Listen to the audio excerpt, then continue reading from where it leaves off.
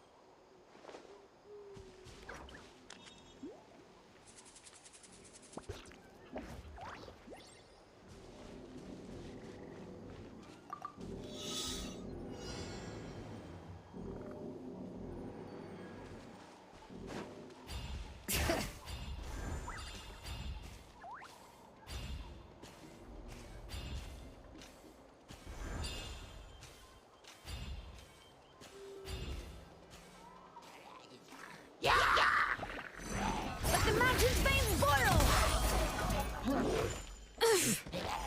Time for your arraignment! Incinerate! Hey-ya! Let me read you a verse.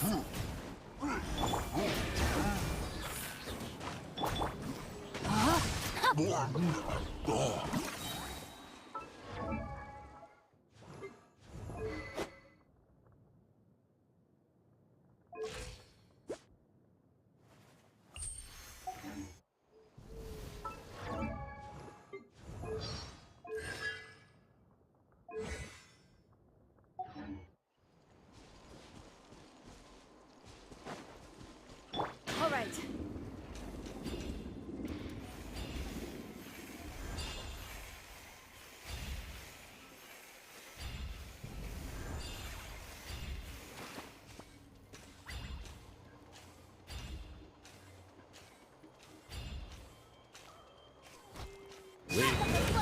Let's do this then! Power of Gugwa. Rain outline. Out of the frying pan, it's Letting brave Name's Echo!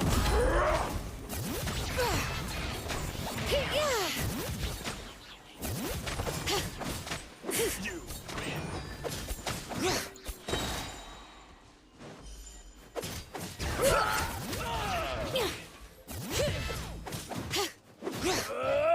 compel.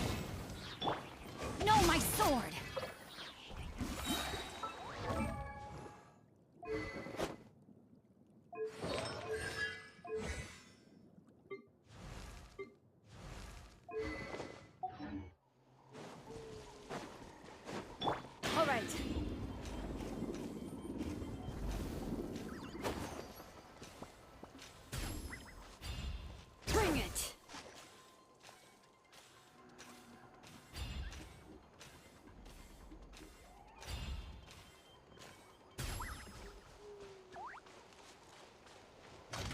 the mountain's veins boil! You're toast! Rain cutter.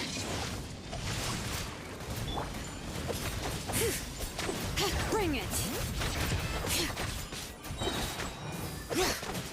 Time for your arraignment! Boom boom!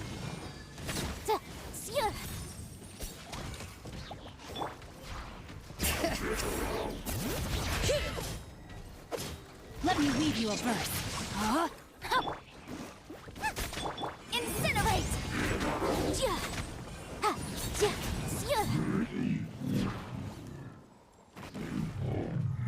Let engraved names echo! Bring it!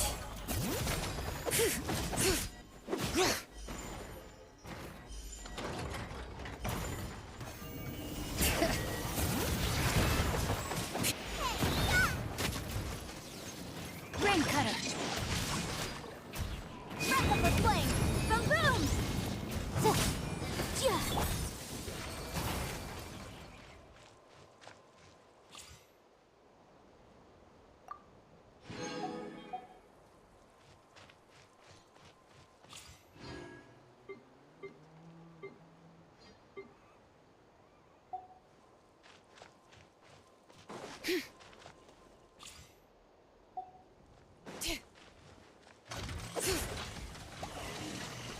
Bring it!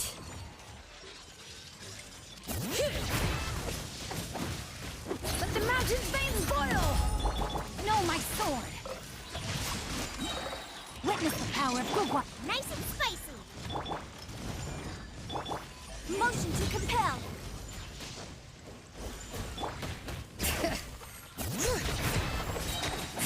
Hear the echoes of the valley! Out of the frying pan, into the fire!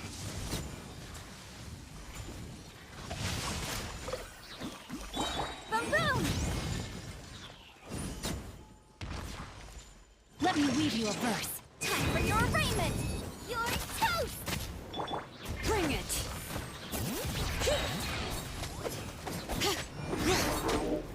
Let the mountain's veins boil!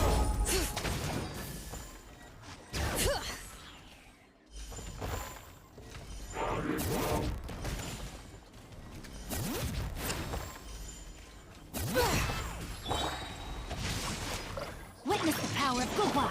Nice and spicy!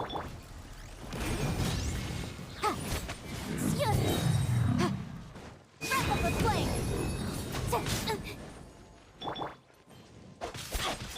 Incinerate! Let engraved names echo! Bring it! Eat this!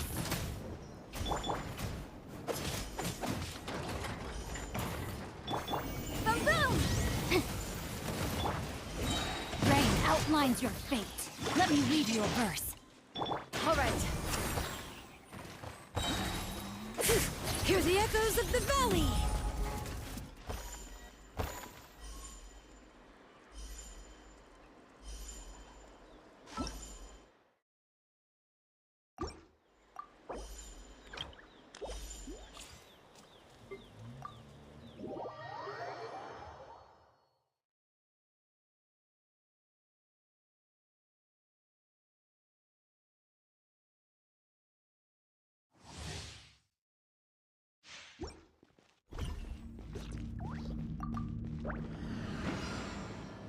Teamwork is dreamwork! Your life is mine! Give up! I am the cutting edge of fashion!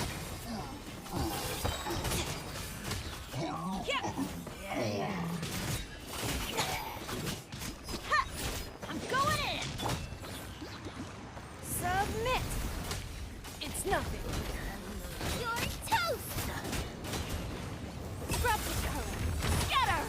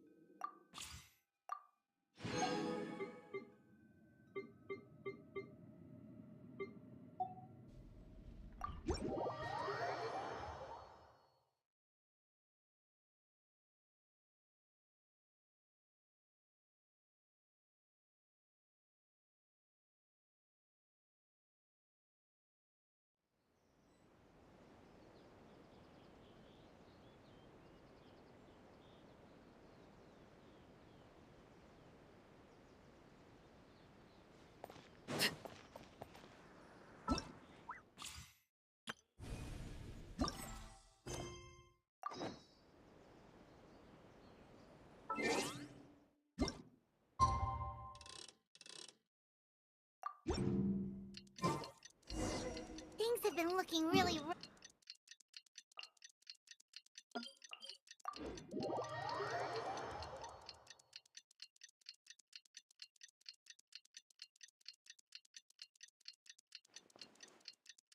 Just waiting around won't do us any good. Let's go and see if...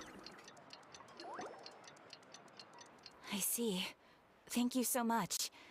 The Adventurers Guild has been overwhelmed these days.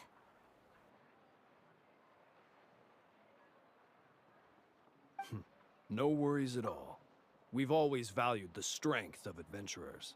Given the current situation, it's vital that we all work together. Since we're facing the same enemies, I'll send you the intel we've collected on the Abyss so far. Then we can take a look at how to coordinate our efforts. All right. Thank you so much.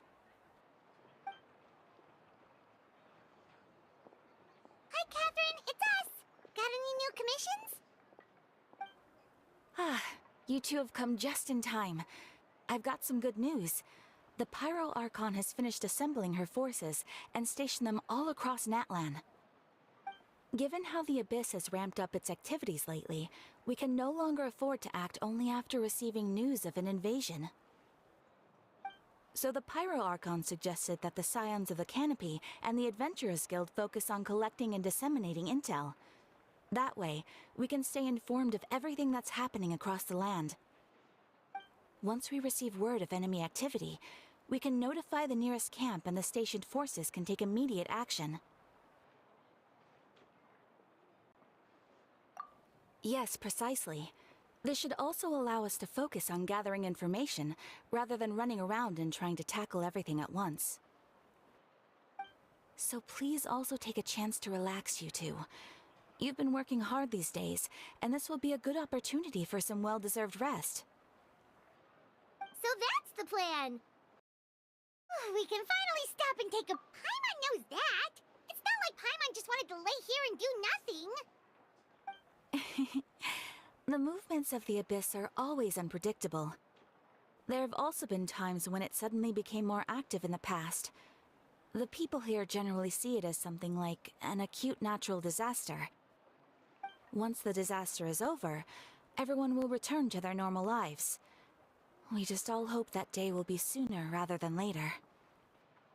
Oh, right. Most people have no idea just how bad the situation has gotten in the Night Kingdom.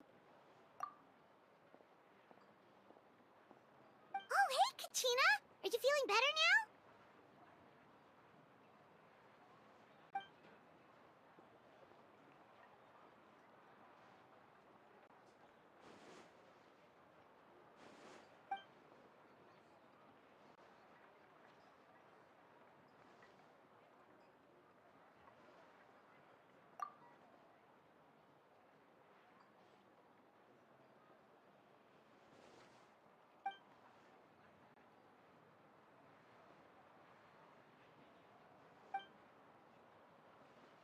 Wow! So we'll finally get to meet Shilonen, the legendary forger of ancient names! Paimon still can't believe anyone could forge those things.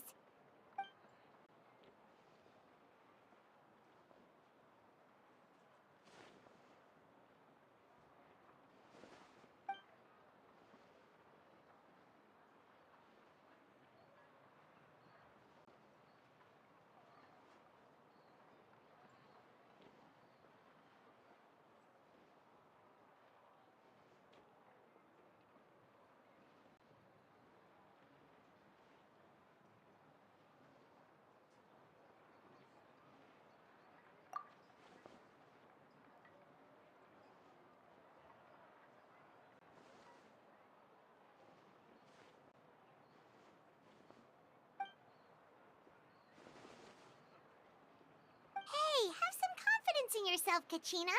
After all, you're already a victor of the Night Warden Wars.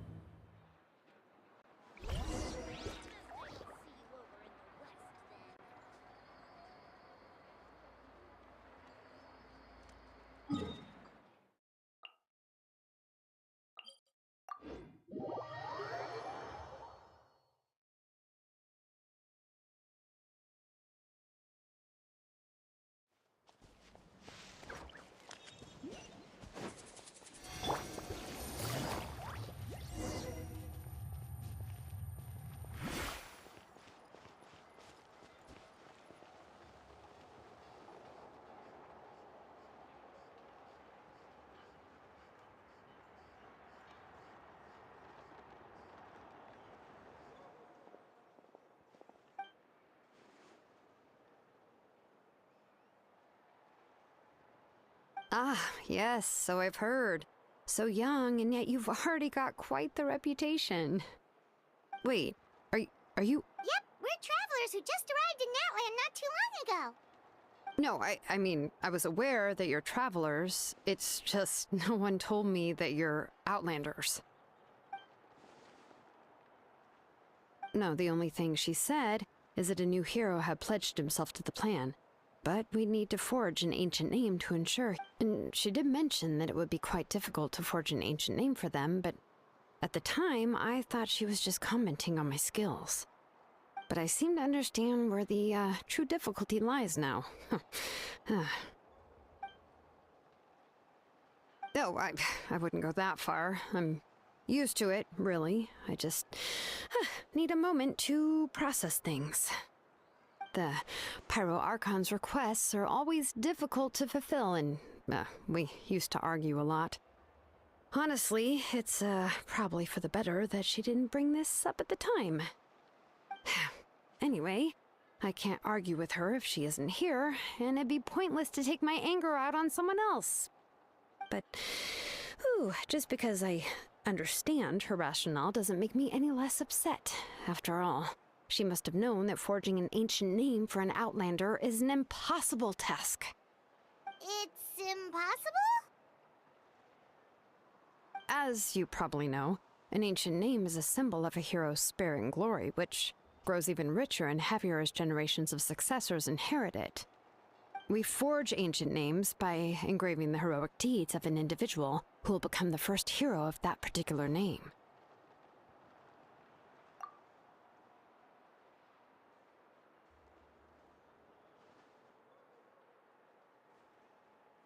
But they were all performed outside of Natlan, correct?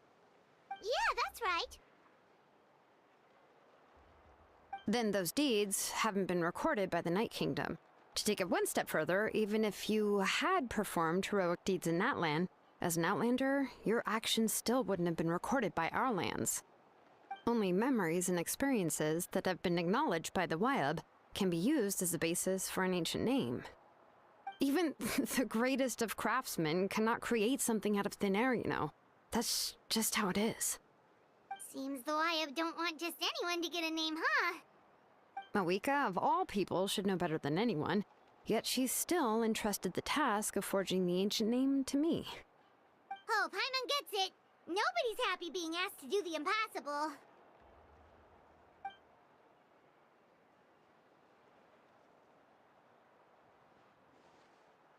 Ugh, don't remind me. Let's just focus on how we can pull this off. How to achieve the impossible. You mean you're already willing to accept the task? Well, what else can I do? What's happened is already done, and it's not like I can outright defy the order of my Archon. If she gave me this order, then she believes the ancient name is an indispensable part of her plan, and that I'll be able to find a way to make it happen. In other words, the order is an affirmation of my abilities. Whoa, not only has she accepted the task, but now she's looking for silver linings?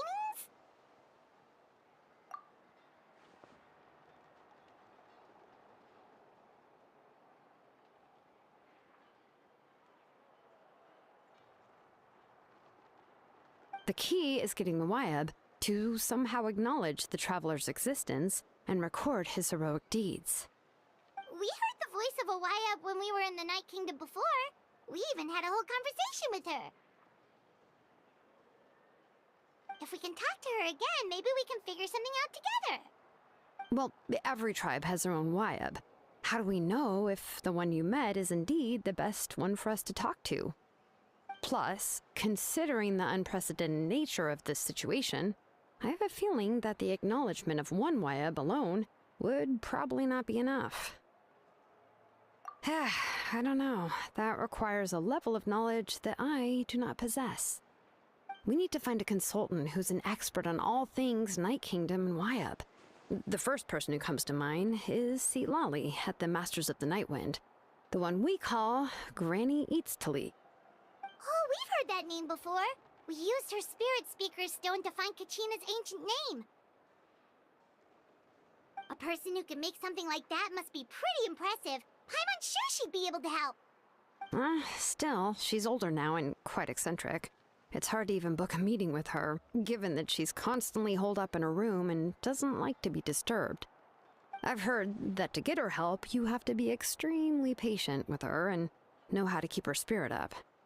I hate to break it to you, but...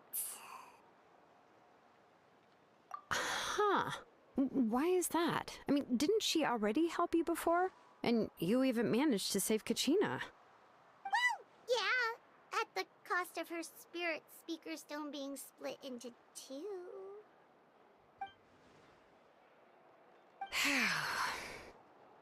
Great going, Moeka. We're already off to a rocky start here. In that case, I guess your only option is to try to emphasize that this is an important order from the Pyro Archon. Hopefully, Lali would still want to show respect to the Archon. I'll also write you a letter on your behalf. If you can find someone to deliver it and mention some good things about you, then that should help too.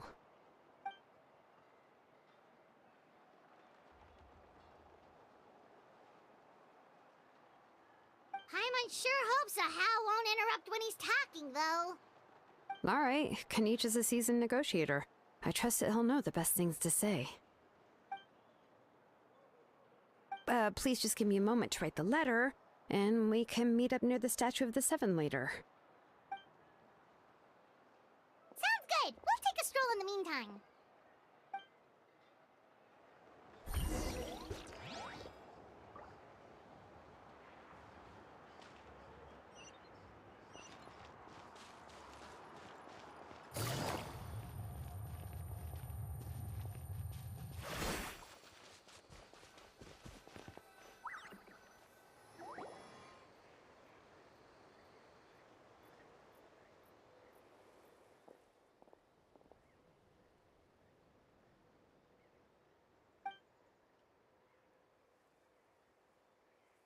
I'm sorry to put this on you, Kanich.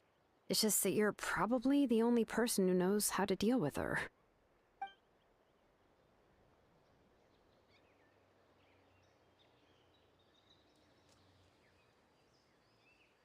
Oh, wait, so Kachina and the Traveler also know about the plan?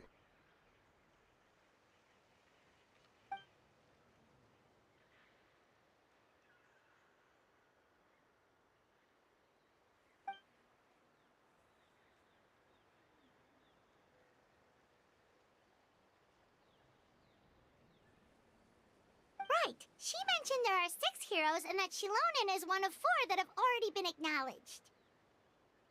Oh, well, then I suppose there's no need to keep any secrets between us.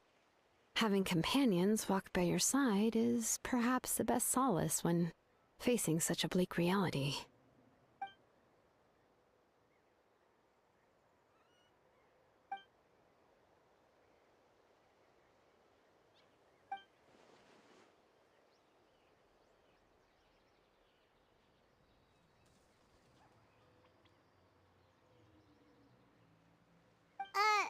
Lali knows him too?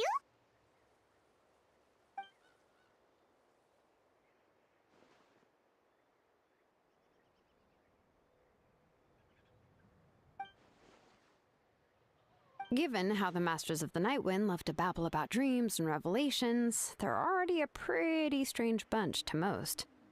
I've never met Auroran, but if they consider him the odd one, he's got to be pretty far out there.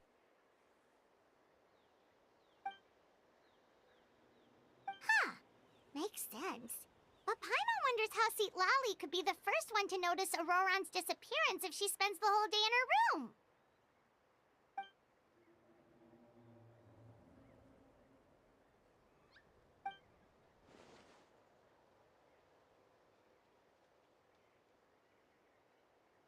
Oh, so if I'm following, you mean we'll help her investigate Roron and the captain's whereabouts?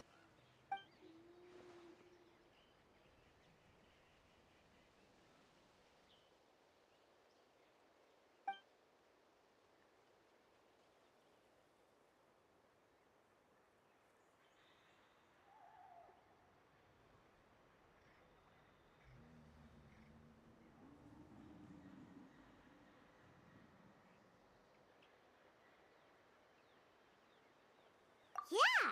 Plus, we kinda owe her one anyway to make up for breaking the spirit speakers down. Ah, this is a pretty well thought out plan, as expected of Molly Poke Nietzsche. Then, yeah, I'll leave my letter to you. Let's hope Seat Lolly can meet at the stadium in 2 days.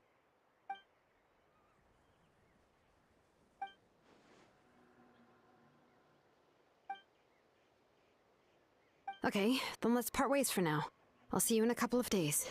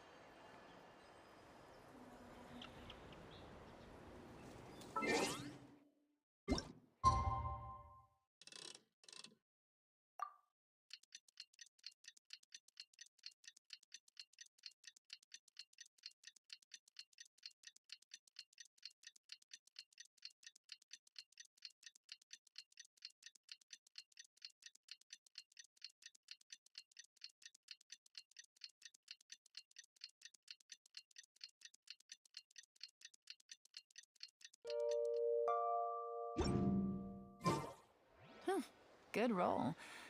All right, maybe I'll take one more day off and knock out the rest of the work once I'm feeling up to it. Oh, it's time to meet up with Shilonen. Let's ask her how things have been going.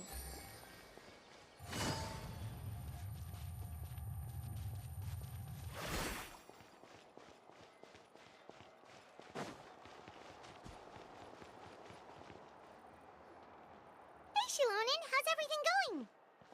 Oh, hi, Traveler and Paimon. I have, bad news. Seat Lolly did not reply to our request, although I suppose I'm not too surprised. Huh? You mean she didn't even bother to give Kenichi a response? Guess she really does have quite the ego then. Yeah, well, she can be also quite eccentric, though she's one of the most gifted people around. Even the Masters of the Night Wind often struggle to work with her. My guess is that she probably has other reasons for not deigning us with a response. But let's go to the stadium and see if we can meet her there. If we do get a chance to talk to her in person, we can still try to work something out. That's true. Let's go!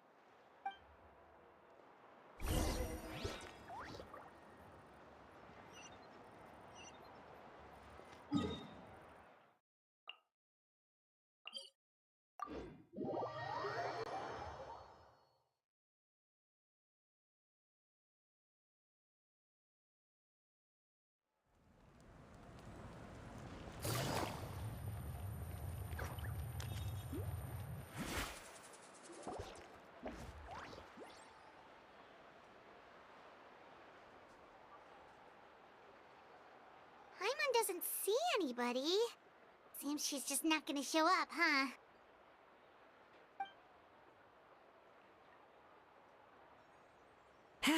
Well, we tried to be as considerate as we could, but she's under no obligation to help. That might be true, but this is still a request from the Pyro Archon, right?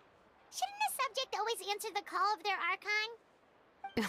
A subject? Well, if you ask me, I'd say we're all more like friends with the Archon. Yes, Mawika is our leader, but that doesn't mean there's any kind of tall barrier between us and her. The only thing is that she often has very high expectations of us. Huh. So even though she's super powerful, it sounds like she's actually pretty down to earth and easy to get along with. Unlike that old hag Granny Eatstily, right? Does she think she can ignore us just because she's famous? You all talk about her like she's some kind of huge deal, but she didn't even bother to reply to our letter! Seriously, if she didn't want to come, she could at least let us know! If that's what aging does to you, Paimon never wants to get old. Oh, really? So, that's how you see me? Huh? Who's there? Who's talking next to Paimon? Oh, don't mind me. I'm just a disgruntled old hag, right? Come on, relax. I'm sure my bark's worse than my bite. Huh? See, Lolly. Wait, you're Seat Lolly? You're Granny Eatstily? Yes, Granny Eatsley. But emphasis on Eatsley, not Granny. Ah, you must know this trope from light novels, surely. They use it all the time. The young man who's actually the oldest person in the room. The girl next door who turns out to be a seasoned veteran. The wise sage who looks like a little kid. Oh, wipe that look off your face! You've seriously never seen an older lady that doesn't look her age? Okay, well, don't go thinking it's a trick either. See? I'm barely wearing any makeup. Did I forget to mention, she's called Granny, but she's actually pretty young.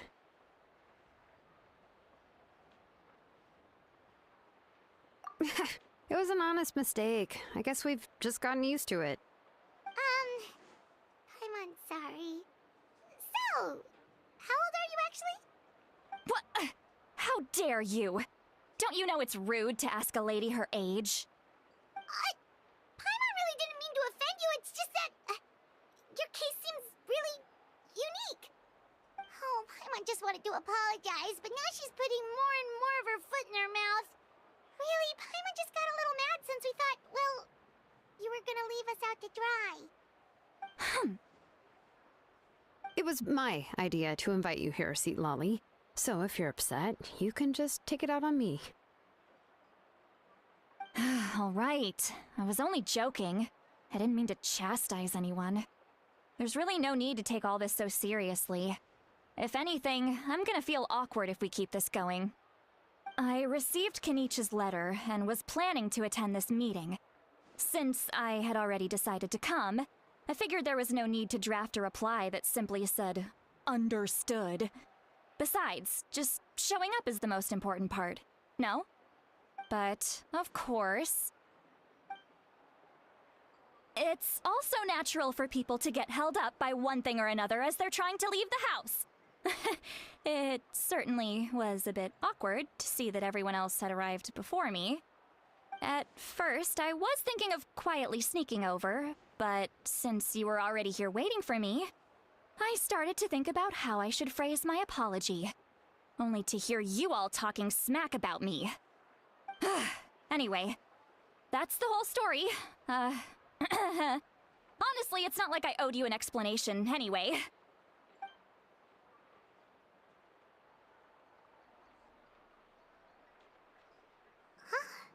What's with that expression? Was she feeling embarrassed just now?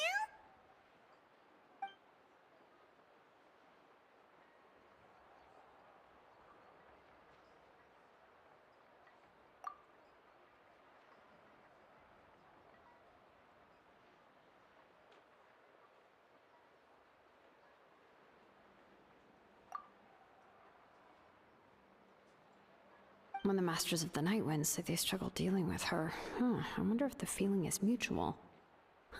She seems to be pretty awkward herself. Everything she does and says seems a little forced.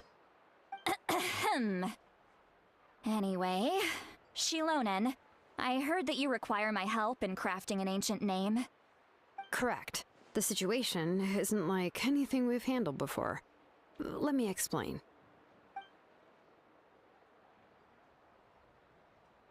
I see. So Mawika has asked you to forge an ancient name for an Outlander. Well, that would be a first. And you've also heard all about Auroron. I must say, he's always been a good kid.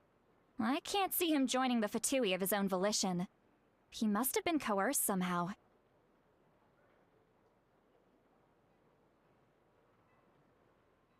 Yeah, that's what we came here to ask you. We'll help bring Auroron back if you help us solve the problems of forging the ancient name. What do you think? I suppose I'll just call you Traveler for now. Traveler, come here. Let me take a good look at you.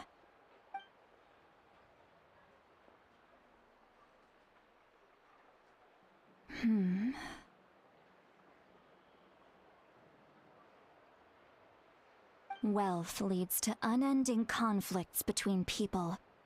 Yet you alone transcend the value of gold. Baleful thunder and wrathful waves bring terror to mortal hearts. Yet, again and again, you've braved them to find new worlds. A weary yet free soul, even the most verdant leaf in the forest, will pray for your happiness and safe passage. Those are all the things that I could see in you. You've experienced far more than even most mortals could dream of. You possess the heart of a sincere hero, along with the conviction to lift a torch above your head and walk headlong into the night. Huh? Don't move. There's something here. Huh? What thing? Don't scare Paimon. Is the Traveler gonna be okay? Shoo! That should do it. You've just returned from the Night Kingdom, so some fragments of souls were still stuck to your body. No need to worry. I've just cleared out the last of them. Isn't that kinda like having part of a ghost come back with you? It's nothing as serious as that. If left unattended, the most it could do is stir up some chaos in your mind, and generally worsen your mood. Well, in that case, better to get rid of them. It was nothing. Shilonen, let's follow your proposal. Once you've brought Auroron back, I'll take you to see the Lord of the Night. The Lord of the Night? But don't we need to talk to the Wyab of the tribes? Something this important is beyond their jurisdiction. Only the Lord of the Night can decide whether we can grant an ancient name to one who does not hail from our lands. The Lord of the Night is an ancient entity that rules over the entire Night Kingdom, constantly borrowing the power of the sacred flame to combat corrosion from the abyss. Oh, so you're basically saying it's even more powerful than the Wyab of the tribes. Well, that sort of makes sense, being the lord of the entire Night Kingdom and all. Not exactly. It's not so much that one's more powerful than the other. But never mind. That's not important. It would take too much time to explain. Just listen carefully to what I'm about to tell you. The Lord of the Night is currently in a deep slumber, and we can only communicate with its consciousness while in a trance. In other words, in a dream. But I will need to prepare a few more things if we are to hold a ceremony to achieve the state of the trance. I'll make a list. Can any of you get everything for me? I can go. It'll probably be a long list, so better leave it to someone who knows all the local vendors.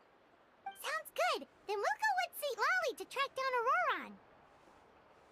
Phew, the Fatui are nothing to scoff at, so please, be careful during your investigation. If you need any help, just come find me. Yep, we'll be sure to play it safe.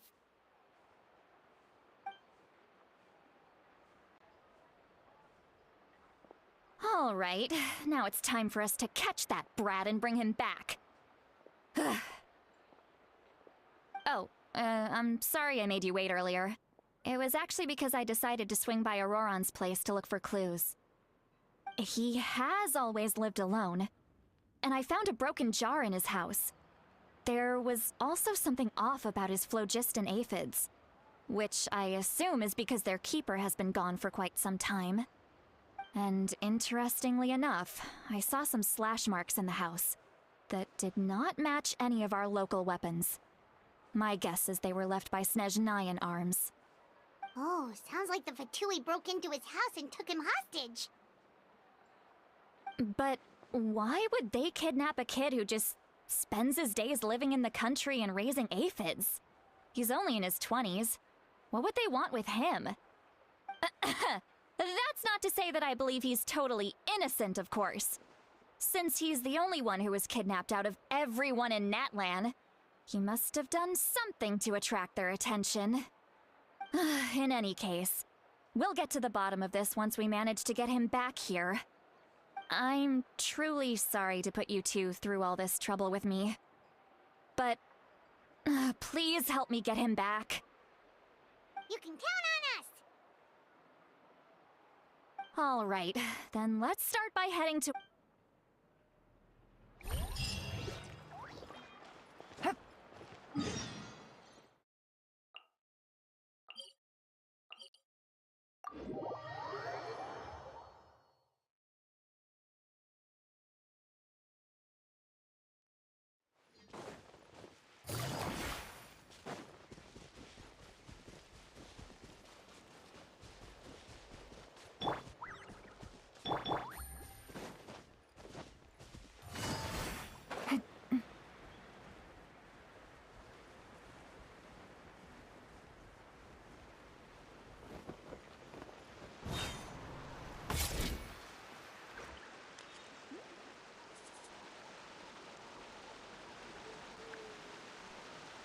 This is the spot. An eyewitness claimed to have seen Auroron speaking to some Fatui soldiers here. I don't know how much you're willing to believe me, but Auroron really is a good kid. I see no reason why he'd suddenly get involved with the Fatui. I'm convinced that what the witnesses saw was actually the Fatui coercing him, or perhaps trying to extract information. However, I doubt anyone would believe me, given there are no signs of a fight. Didn't Kanich say that she's a big name in Natlan? Feels kinda weird to see her so frustrated and helpless like this. Auroron? Well, he was left at the side of the road as an infant, and the people of the tribe took him in. You could say that everyone had a hand in raising him. He learned a lot from us, and once he reached adulthood, he built himself a house out in the countryside. He spends most of his days growing vegetables and raising aphids, living off of what he harvests from the garden. He's always been such a good kid. He would even get his friends to deliver whole bags of fresh produce to my place.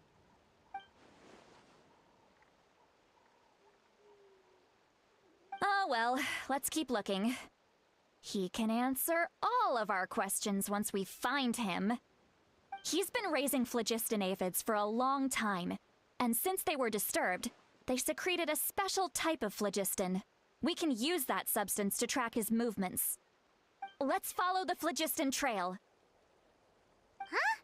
What trail? Paimon doesn't see anything. Oh, right. I forgot your eyes don't naturally perceive such things. Here, give me your hand.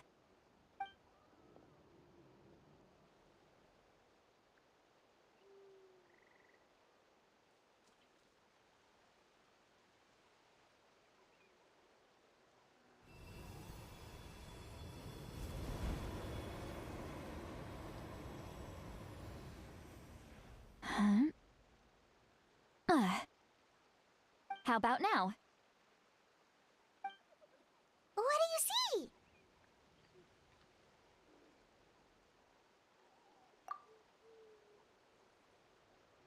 Whoa, Paimon can see it now too! That's right. I used a spell to temporarily transfer a portion of my senses to you. For a short while, you'll be able to see the phlogiston too. Wow, you can even share your senses with us? First time Paimon's heard anything like that. It requires a very rare spell that most people aren't adept at. But don't worry, it's a cinch for me. Between the two of you, it seems the Traveler's senses are a bit stronger than Paimon's. When I held your hand just now, I could sense that you've got a great affinity for phlogiston. You're extraordinarily gifted. Anyway, we'll need to use our vision now to track down Auroron. Good luck, you two. Over here, this way! See, Lolly might say a lot of deep and confusing stuff, but this spell of hers is really something. What does she mean by deep and confusing? As far as elderly shamans go, I'd say that I'm already pretty easy to talk to. Is there any other old hag who's as fluent in the language of the youth as me? But is my way of speaking still not trendy enough? I've already tried my best to match their speech patterns. But given the looks on their faces just now... Or perhaps I'm still not fashionable enough? But that can't be, right? Ugh. Don't tell me they're still getting the impression that I'm super old-fashioned. Huh?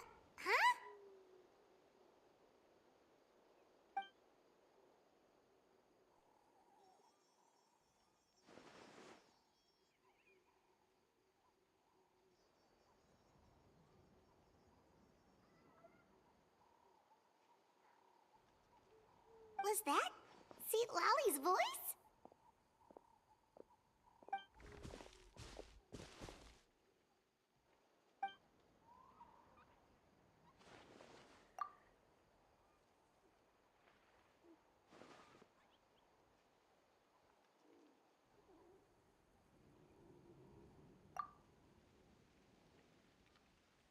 Now that I think about it, it's a good thing I found some helpers this time.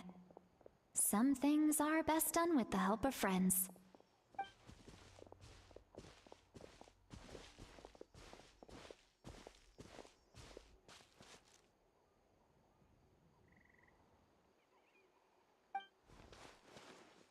Oh? They appear to be feeling quite confident.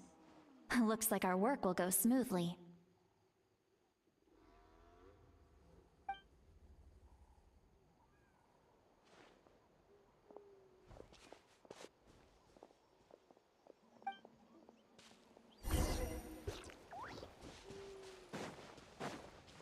Hey, looks like there's a new camp over there. Let's go take a look. Yep. Judging by Paimon's experience as a guide, it definitely looks like people set up camp here. Wait.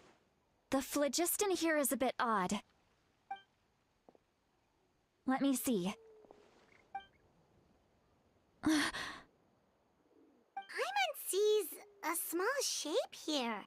Could it be some sort of symbol? This is a distress signal for the Masters of the Night Wind. Only someone from our tribe would recognize it. So Auroron was indeed being threatened. We've got to find him, fast. Leaving such a subtle mark implies that he was trying to be discreet. In other words, he was probably under the Fatui's watch. If they notice us, we can just charge in and fight them to the death. But what if my darling grandson is also there? I can't have him caught in the crossfire. No, I've got to be careful. Otherwise he'd get hit as well. How annoying. No, I've got to stay calm and keep my composure.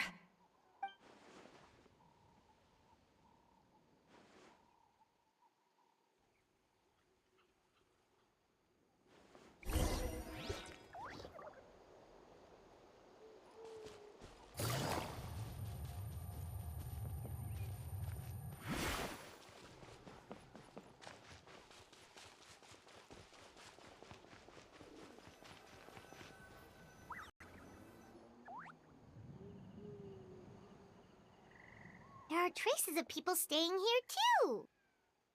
Wait a second. The phlogiston around here is jumbled up. I can also smell a mix of elements in the air. Pyro, electro, and some other elements as well. Kanich told us that you were super amazing. No wonder you can sense so many more things than us.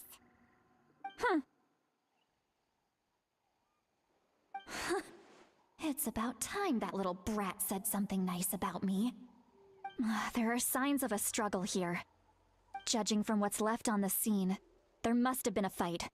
But after that, the factions seem to have gone their separate ways. Both the phlogiston and the elemental traces in the air support that. Do you still remember the little mark we found before? Paimon's thinking, what if Auroron wanted to leave another distress signal, but was caught by the Fatui?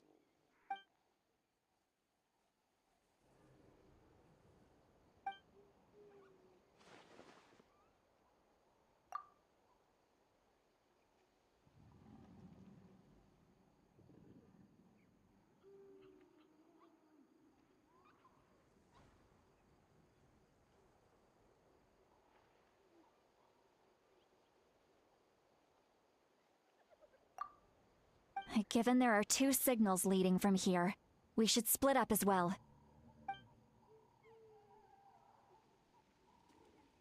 I'll take this direction, and leave the other one to you.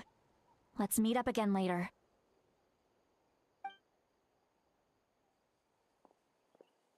Auroron, what the heck were you doing?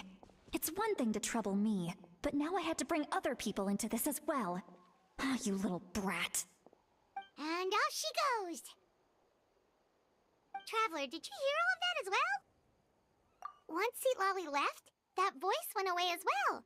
Paimon even tried calling her name inside Paimon's head, but there was no response. So you were thinking the same thing! Paimon also thought that if we could hear what she was thinking, then she could probably also hear what we were thinking in our heads. She did say that she was quite adept at this spell, and it doesn't sound like she's had any trouble with it in the past. Huh, maybe we're a special case and can hear her thoughts as a side effect. If you think about it, she's really got a lively inner world. It paints quite a different picture from Paimon's first impression of her.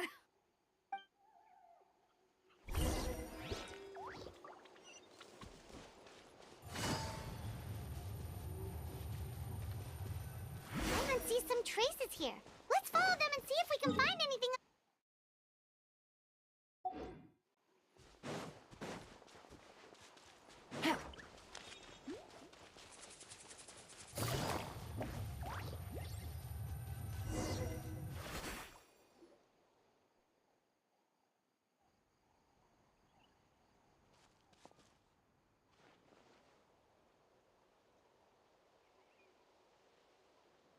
Did you find something?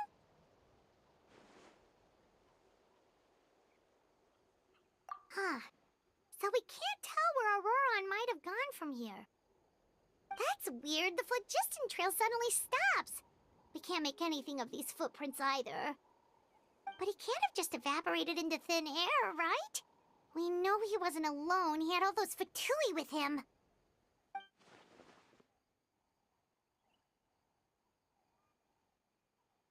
So, you can hear the sounds of the wind from beneath the earth.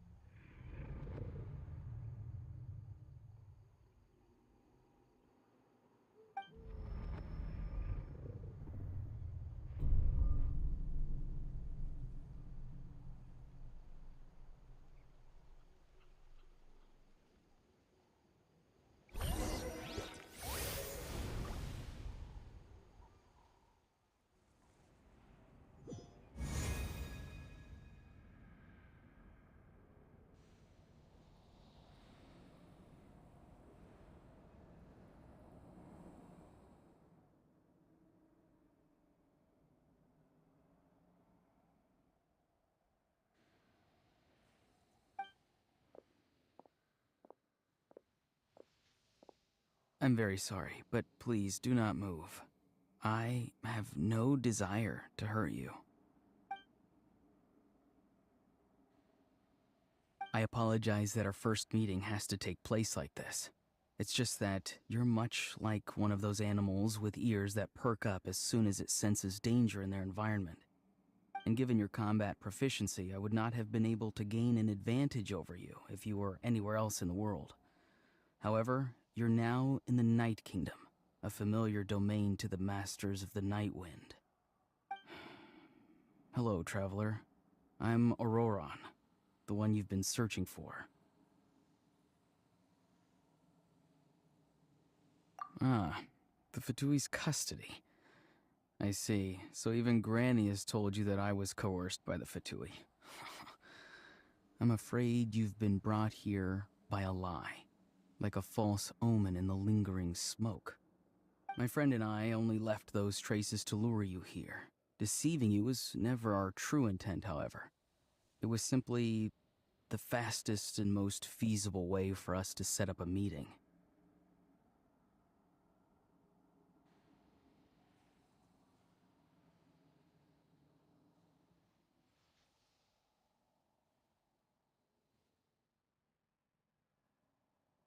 Greetings, traveler from afar.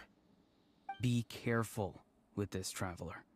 His soul is temporarily restrained by us, and it appears to have become more fragile in the process. It's taking all my concentration to hold on to him. It was I who tasked Auroron with leaving the traces to lead you here, and I who used the Master's ritual to bring your soul to the Night Kingdom.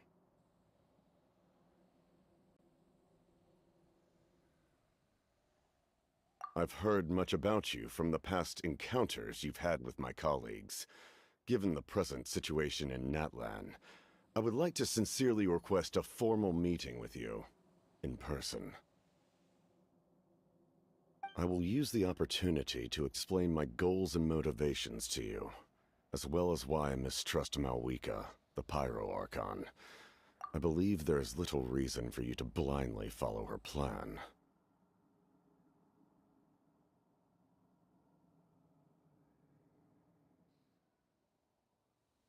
If you would like to hear our intel, then find us to the east of the stadium. But remember, not a word of this to anyone. I would like to avoid any further conflict. You will see me again once you return to reality. No matter what I say, please, help me keep this a secret. This is all to avoid dragging Granny into this conflict.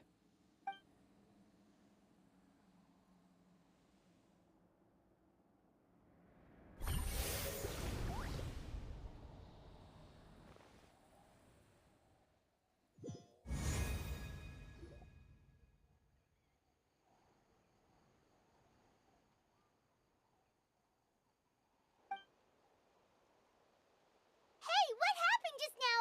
You suddenly collapsed and stopped responding.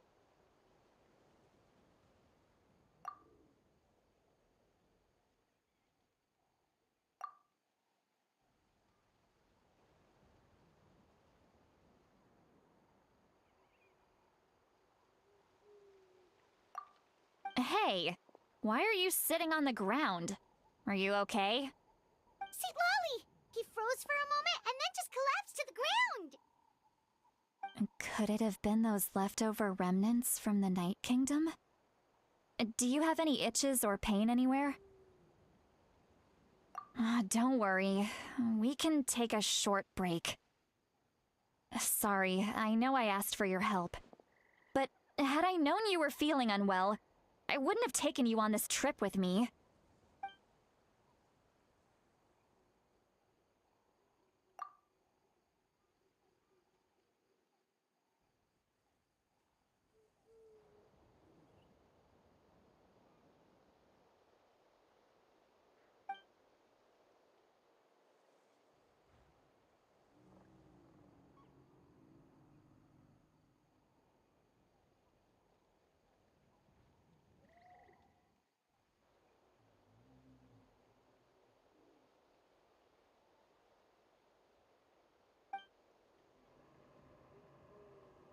If you're feeling sick, you should just say so.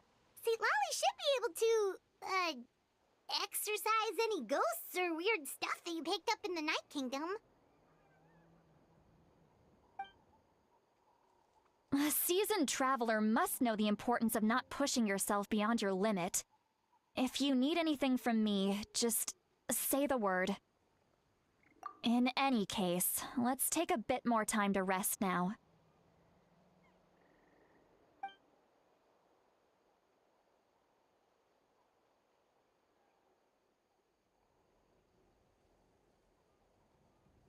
Need to be more careful next time. Feeling better yet, Traveler? All right, let's get ready. I followed my phlogiston trail earlier to a stronghold guarded by soldiers. I have a feeling that Auroron is probably being held inside. Oh, so it's close by. Then let's head over right away. Well, I recruited you to be my helper, which means we're in this together. Like the wind and the clouds. We either move as one or not at all. But if you want to make it up to me, then just be sure to fight extra hard when the time comes.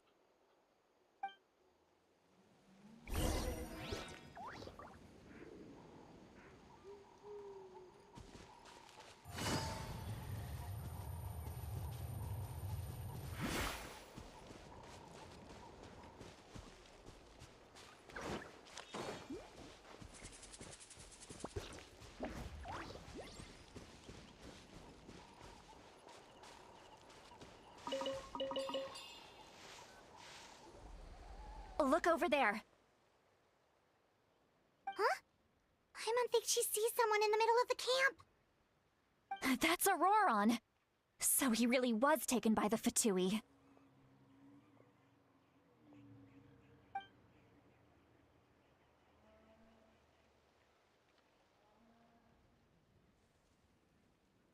All right, we'll take the lead.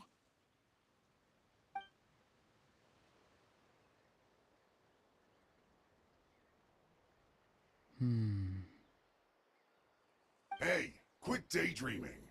Don't you have work to do? I cannot see the sun. What? Without the sun, I cannot see the truth. You are currently blocking the light, so I must beseech you to move aside. Huh? Okay, Mr. Philosopher. That's enough mumbo-jumbo. Wow. I'm going to rip that guy's head right off. See, Lolly's struggling to control her temper now. Are you ready? Let's go kick their butts!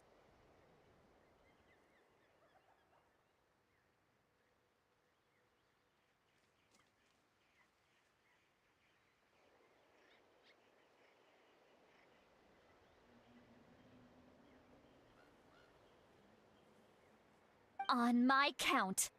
3, 2, 1!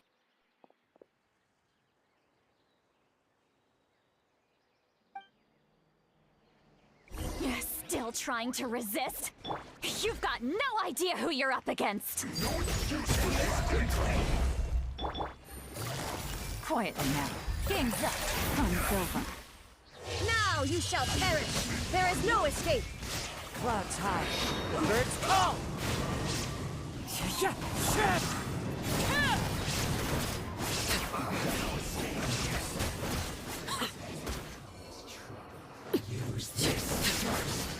Lady Bear!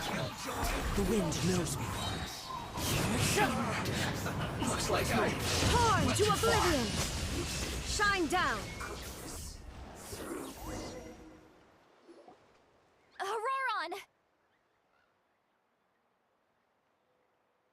Granny! Paimon knows she's called Granny Eatsley, but it's still kind of weird hearing someone actually call her Granny. And greetings to you too, Gramps. What did you just call him? Gramps? Is that not right? You're Granny's friend, are you not? You seem to be approximately the same age as her, so I figured you've got to be Gramps. How many times have I told you? It doesn't work like that. There are a lot of people who look about the same age as me. You can't go around calling everyone Gramps or Granny. Oh, wait. He's not a child, is he? Don't tell Paimon he's one of those people who look like an adult but are actually only 8 or 9 years old. Oh, your words have pierced my heart like a thorned vine. Given how hard those thorns are to remove, I may just need to find a pair of tweezers. Why are you so upset? You can just say yes or no. Of course I'm not a child. It's just Granny always taught me to show gratitude where it's due. And since the Masters of the Night Wind raised me collectively, I basically see everyone above a certain age as an elder I should look up to.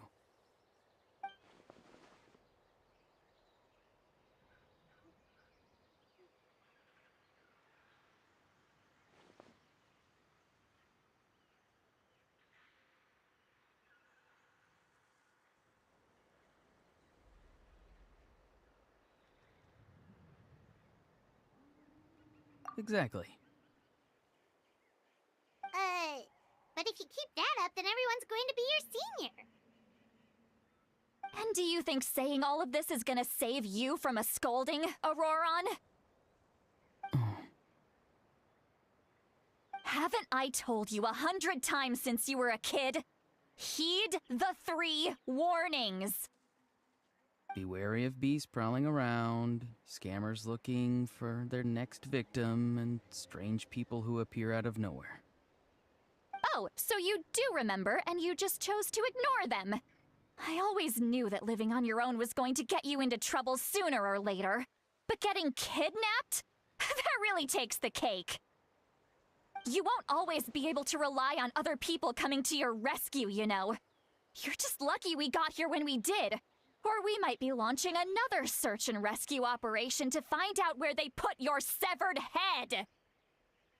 I'm sorry, Granny. I'll be more careful next time. Next time? Oh, good one. You think there'll be a next time after this? Not a chance. They didn't hurt you, did they? No, they just asked me a lot of questions about Natlan's terrain and made me draw a map of the ley line distribution. Okay, now answer me honestly. Were you the one who helped the captain escape after his battle with the Pyro Archon?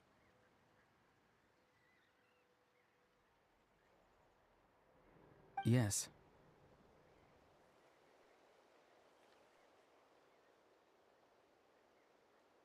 So why did you do it? Because they said they would need my help from there on out. They also said that if I refused, they'd just come to you, Granny, and they'd already figured out a way to make you do their bidding. Hey! I'm no ordinary Granny! Would they really dare to come after me? And you! Did the gods give you a brain just for you to not use it?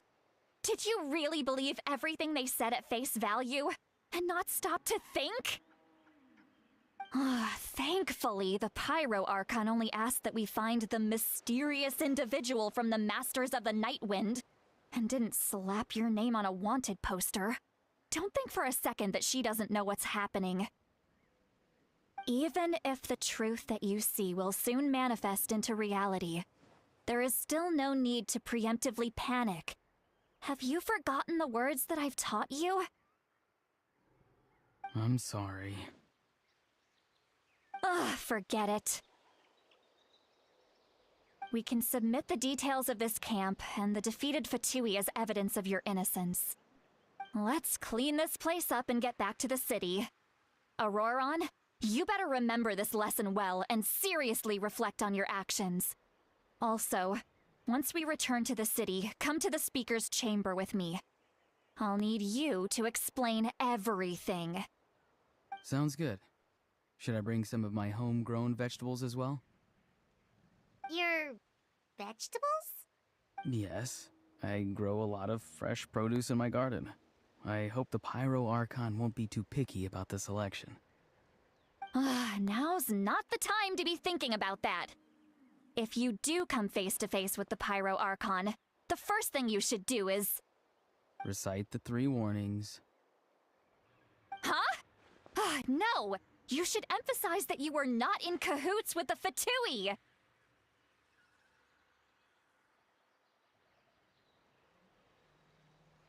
How exactly did the Masters raise this guy? Oh, right.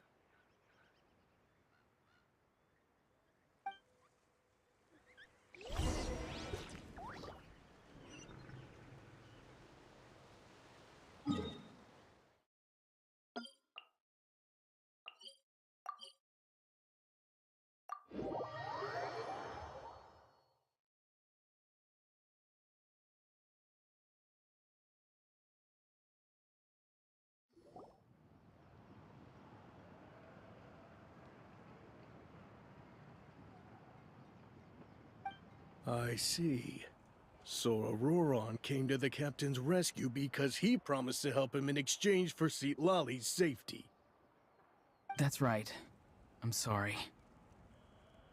Now that you know Auroron was only trying to protect another member of his tribe, could I ask you to petition the Pyro Archon for her forgiveness? We'll give her a full report. We'll let you know once she's reached a decision. Will I need to stay here? Technically, yes. But if Miss Lali is willing to serve as your guarantor, then we can release you from custody. Sure. I'd be happy to do that. I don't have any more time to waste here. I still have other things to do. Understood. Thank you very much. Mr. Auroron, please report back to the Speaker's chamber as soon as you've received notice of the Archon's decision. I understand. Thank you. And thank you too, Granny. Well, at least you won't need to hide your face anymore. Traveler, Paimon, thank you very much for your help. And don't worry, I haven't forgotten about my side of the deal. Once Auroron is settled, I'll go talk to Shilonen and get started on forging an ancient name for you. Oh, thank you! You scratch my back, I scratch yours. It's as good as done. You can just go twiddle your thumbs or something while you wait for the good news. Bye for now. Come with me, Auroron. We've got to find you a place to stay for the night. Goodbye, Gramps.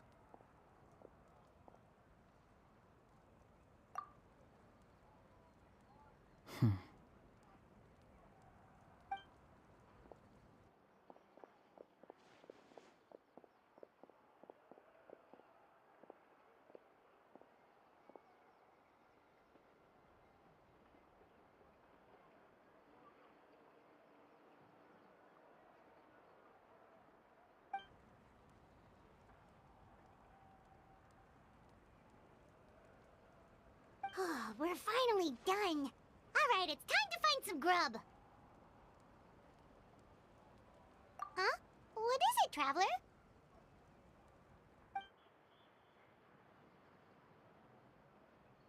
What? The captain? Sorry. Paimon just didn't see that coming. So you really saw him in the Night Kingdom? And he didn't attack you? Oh, that Auroron, what is he up to? He sounded earnest enough just now. Paimon would have never guessed anything was happening. All that stuff about protecting Lali and being forced to help the Fatui, when he's actually been a willing accomplice all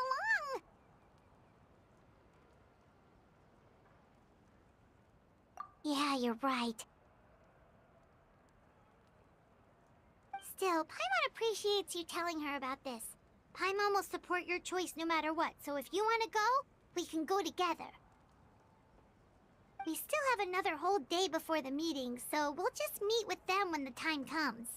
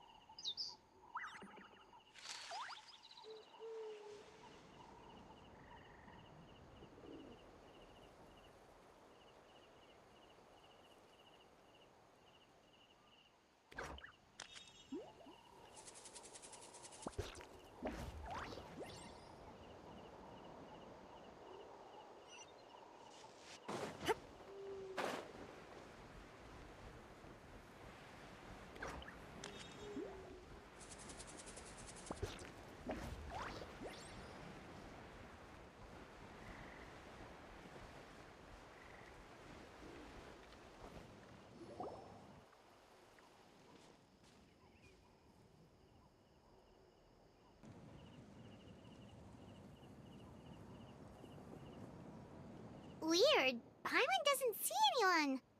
Oh, please don't let this be a trap.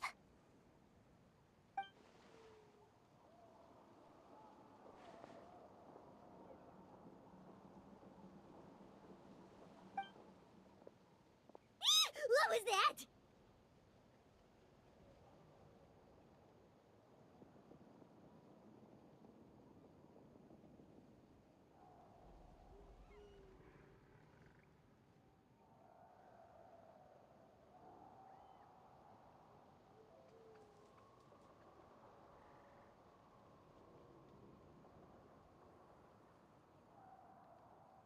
Good evening. Nice to see you again. It's you. You shouldn't pop up from behind people like that. What are you, a ghost? I'm terribly sorry. It's just a force of habit. And what's with you apologizing all the time? You sound so polite and honest, but you're actually doing shady stuff behind people's backs. You're right. Granny tells me that too. Huh. Come to think of it, you remind me of her.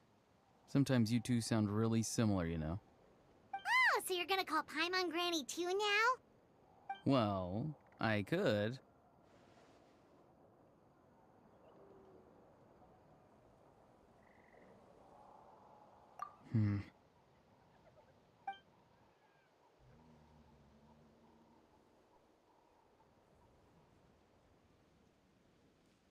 It's all clear. Over to you. Excellent. The fact that you showed up proves that I was right about your character.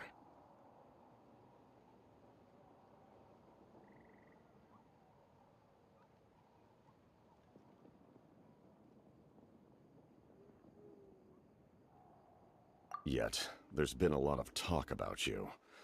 Child told me that you're passionate about the unknown and willing to take risks. Rather than facing you as an enemy, I would much prefer to bring you to my side. If we allow the current state of things to continue, we will inevitably clash, and that's a scenario that I'd very much like to avoid.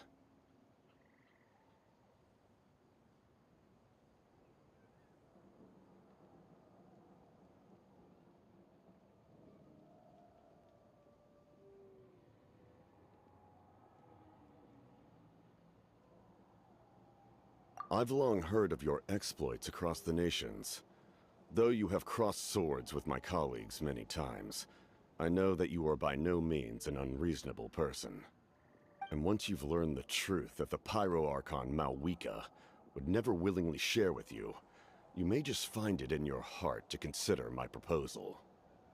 I assume you've already been informed of the Pyro Archon's plan. In order to defeat the Abyss and save Natlan, she still needs 2 more heroes to appear. Wait, how did you know that? Never mind. Guess that's not important now. I've long kept a close eye on her plan. To be frank, it's an exceedingly risky plan. Will the heroes really appear?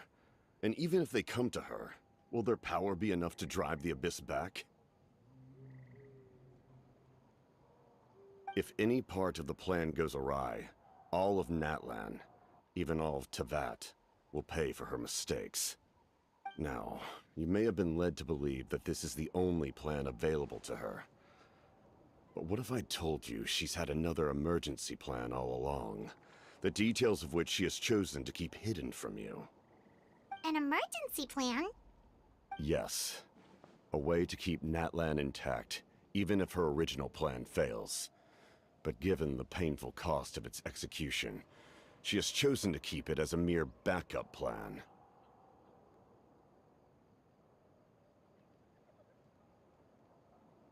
Whether this stems from hesitation, fear, or even naivete, I cannot say. But Natlan cannot afford to wait until she comes to her senses.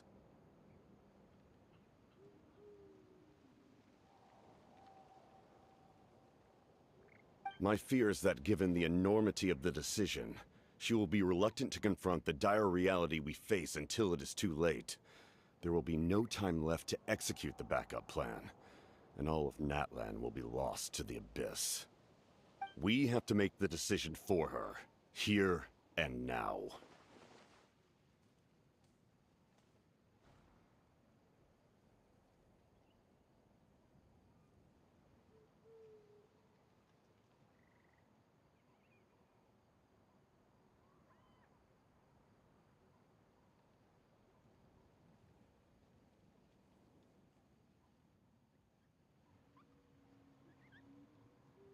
Yeah, do you have any evidence for all this? Just telling us a bunch of scary stuff isn't enough, you know. Besides, wasn't it you who tried to seize the Gnosis for the Tsaritsa clan?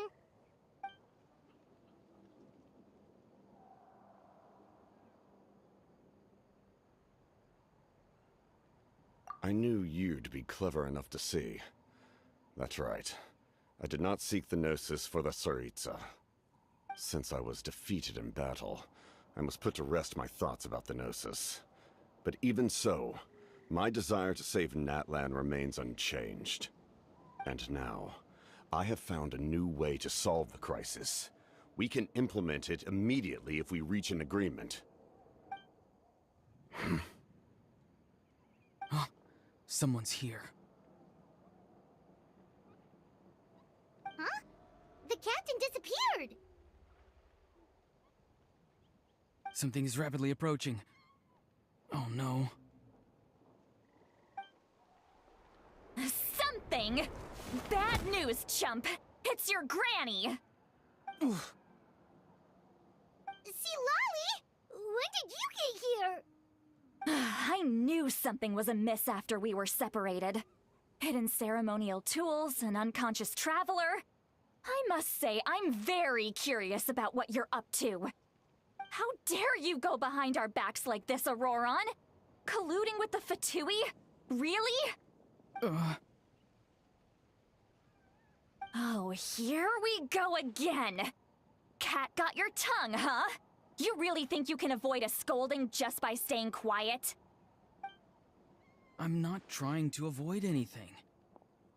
Oh, and now you're talking back. Well, go on then. Explain yourself. What the heck are you up to?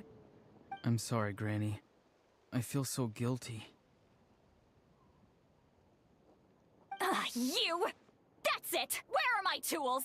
I swear if I don't teach you a lesson right here and now, I'll... Wait, see, Lolly! Please, calm down. We, still learned a lot of info, didn't we? Like the fact that the captain isn't trying to seize the Gnosis anymore. So, maybe just save the scolding for later, okay?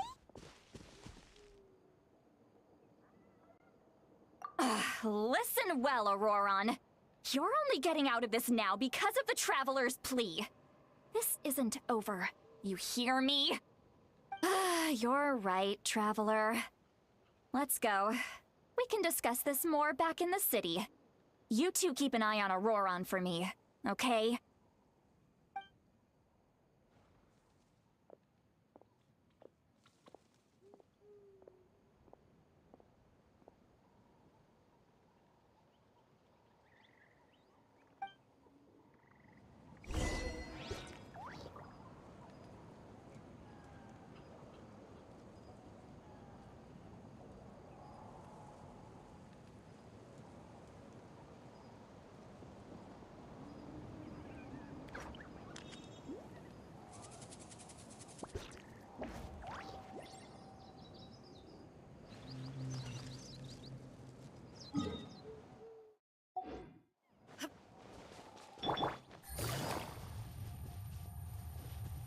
Take it easy.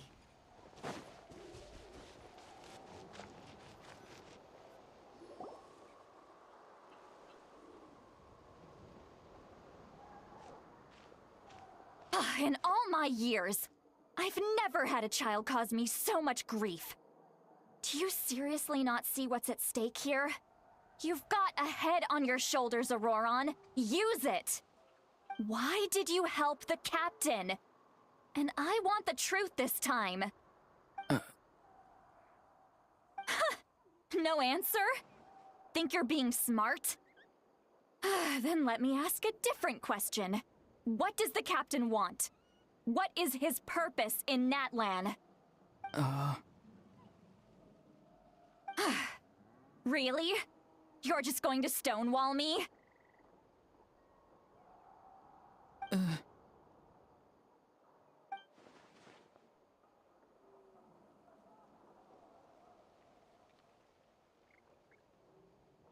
Just use your brain for a second. What do you possibly stand to gain by helping the captain? Only endless trouble awaits you and everyone in the tribe. You've always been a good kid. Why would you throw that all away now? If you're worried about something, just talk to me. Granny would much rather we had a conversation instead of constantly clashing like this. Why is he staring at us all of us? I'm sorry that you have to hear all this. You're very kind. Most people would have fled by now. Not everyone can handle Granny's scolding. Oh? You dare gossip between yourselves instead of listening to me? You... Sorry, Granny. Sorry, Granny. Sorry, Granny. You know what? Fine. I'm perfectly aware that everything I say goes in one ear and out the other. You're all grown up now, so why would you listen to an old hag like me? You say all the right things, but then you go and completely ignore me. Well, if that's how you're going to treat me, you can stop sending Aoife over to my place to deliver your stupid vegetables! I don't need anything from you! Who's Aoife? A delivery person? That's irrelevant. The point is, he hangs out with this kid, so he must be no good. You kids get to a certain age and suddenly act like you know it all. There's nothing I can say to get through to you. Auroron, if you're still thinking about that so-called duty, then please, just forget about it. The ley lines did not fall to this state because of you. And we've long closed the book on that incident. Seems they've started talking about some kind of tribal history. I'm starting to get lost. That's not it, Granny.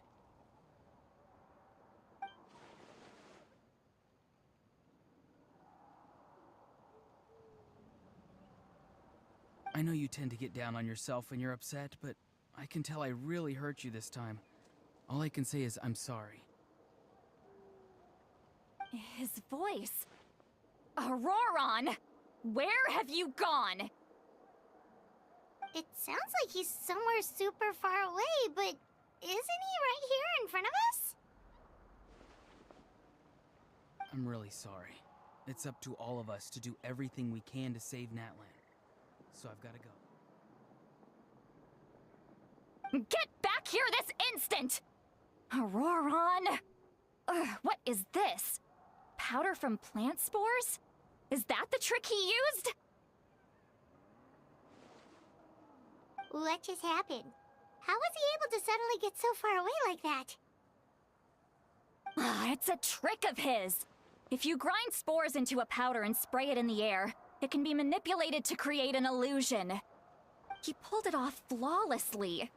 He must have put a lot of time into perfecting it. Don't tell me that's how he's been hunting in the fields these days.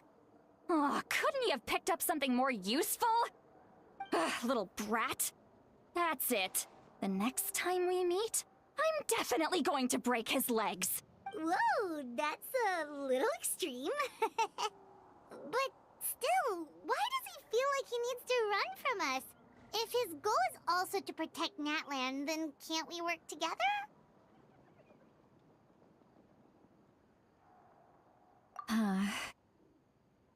I'm sorry for interrupting your conversation with them earlier. But even if you'd been able to hear them out, there's no guarantee you would have gained anything substantial. Auroron probably did everything he could to get away because he knew I'd get the truth out of him sooner or later. Ah, that brat. I swear.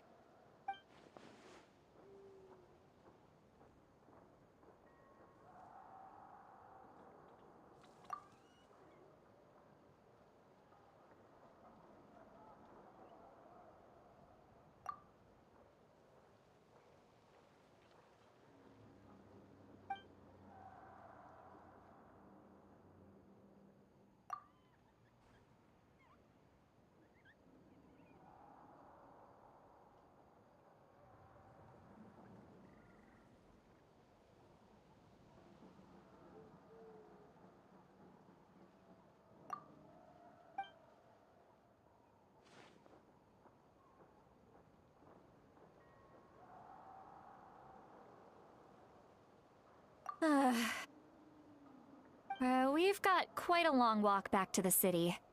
Let's take our time. It'll give me a moment to figure out how to explain all this.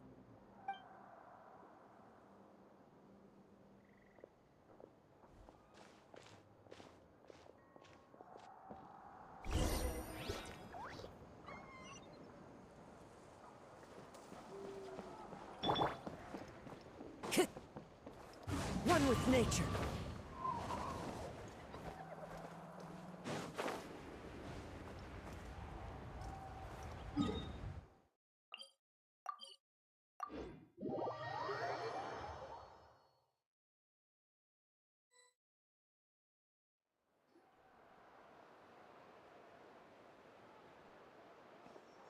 Do you two have some time? Feeling hungry? How about we get something to eat? All right, it's been a while since we last ate. Now that we can... Then let's go. We can find somewhere to sit down and talk. Food and drinks are on me.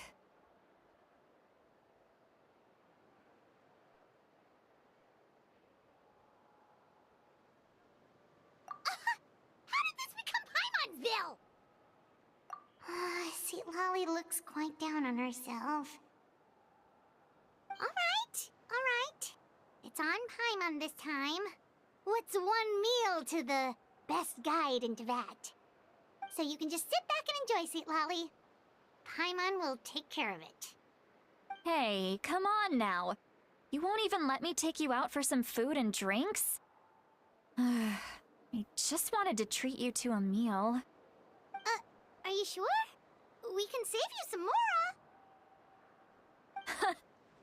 Mora is the least of my concerns. Besides, we're definitely due a meal after all the time we've spent together. Let me get this one. I might be an old hag, but I like to think I'm not completely useless. Sure, that's fine with us, but Paimon doesn't want you to be sad, Sweet Lolly. Don't worry. I'm sure a juicy grilled steak will work wonders.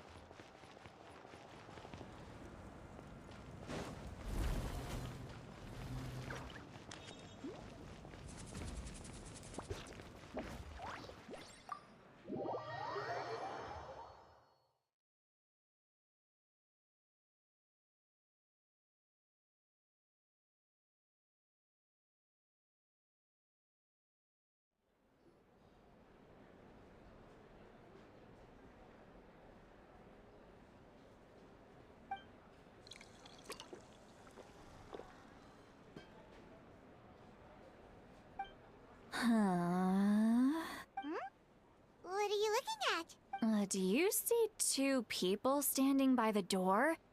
They look like spitting images of each other.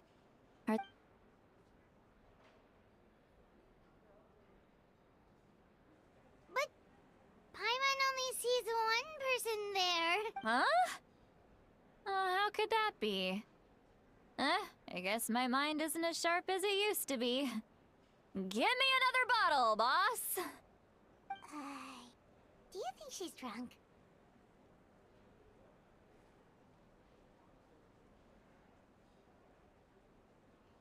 There you go, miss. Oh my, it's not every day you get to see Granny Itzley here with some friends. Not to mention ones who've made a huge name for themselves recently.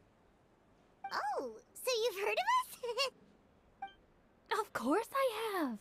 Aren't you the ones who saved Kachina and brought her back? No wonder you hit it off with Granny Sitlali. She wouldn't spend time with just anybody, you know. I don't even remember the last time I saw her with a new friend. Wait, so you call her Granny too? Well, given our ages, it'd probably be more accurate for me to call her my great-great-granny. She's one of the most famous people at the Masters of the Nightwind. Most days, hardly anyone even dares talk to her. Huh? Gossiping about me right in front of my face now, are you, Chonka? Oh, please, Granny, I wouldn't dare. I'm just beyond happy to see you bring over some new friends. After all, any friends of our regulars are sure to be great customers too. All right, that's enough. Go on now. I'm sure the other customers would like to talk to you as well. There's no need to keep staring at me. I promise I'll keep my alcohol down and... Well then, you have my...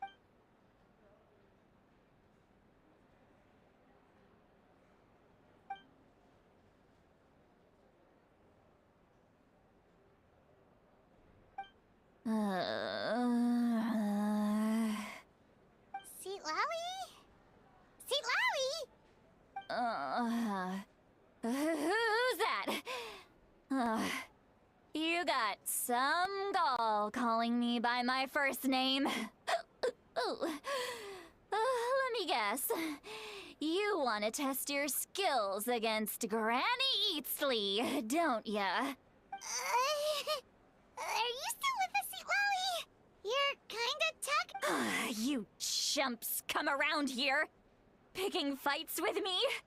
Well, you know what happens next. You lose, and then run off home to tell everyone about how I'm this big scary bully. It's always the same story. You brats start it, I finish it, and then I end up with the reputation of being some kind of terrible monster among the shamans. I mean, come on. Monster? Me? Really? What did I do to deserve that? Granny Seat Lally, you're not a monster at all. Exactly. And while we're at it, I'm not some lazy slacker either. Between meditation, advising the chief, and speaking with the Wyab, I actually have a pretty packed schedule, you know. Oh yeah. And I have to mentor all the new kids. Hey, new kid. Yeah, you. Don't play dumb. Didn't I teach you how to find phlogiston? You see? I know my stuff. I'm a good... That's more like it. About dang time someone showed me a little respect. Yeah, Granny's a hard worker, all right. You can always rely on old Granny.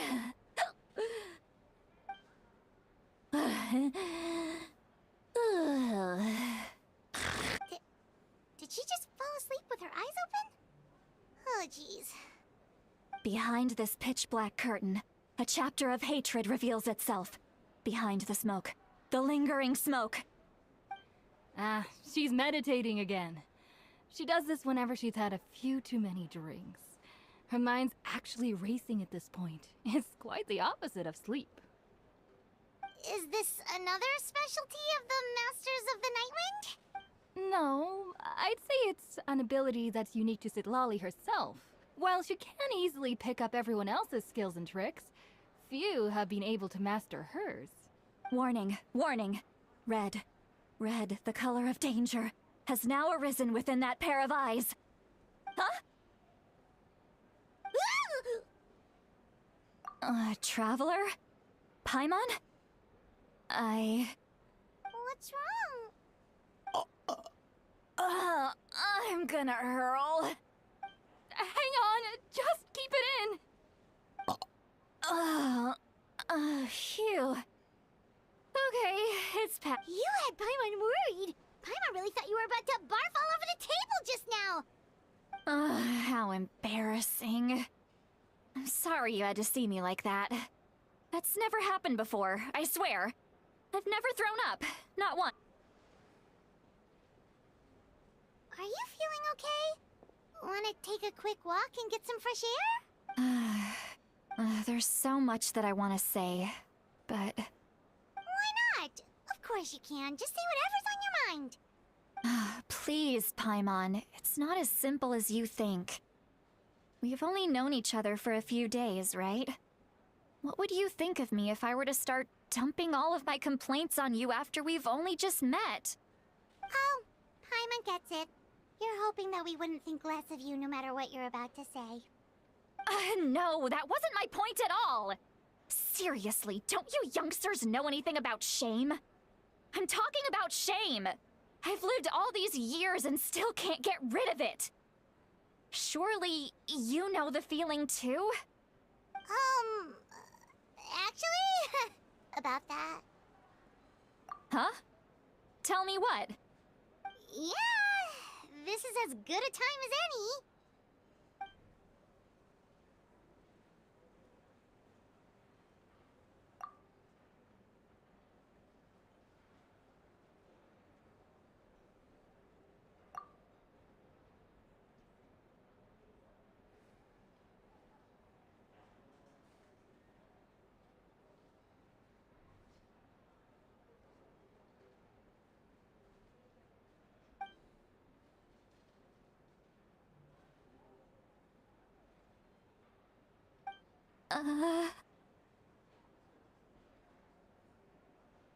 So... you heard... You heard my... It's okay, Sweet Lolly. You had every right to complain about those things. I can't take it anymore! Why do these things happen to me? Hearing me mumble under my breath is one thing, but hearing what I mumble in my own head? That's too much. It's just like when you're rolling on the floor in your pajamas, but you forget to lock the door, and someone bursts in to deliver cabbages and sees the whole... So that, happens to you a lot. It happens to people in general, okay? Doesn't matter if you're 200 years old or 1,000 years old. Everyone rolls around in their pajamas sometimes. I was just picking something... generic. Take a walk with me. I have things to share with you. Looks like she's completely given up. Like those criminals who just confess everything and accept their fate.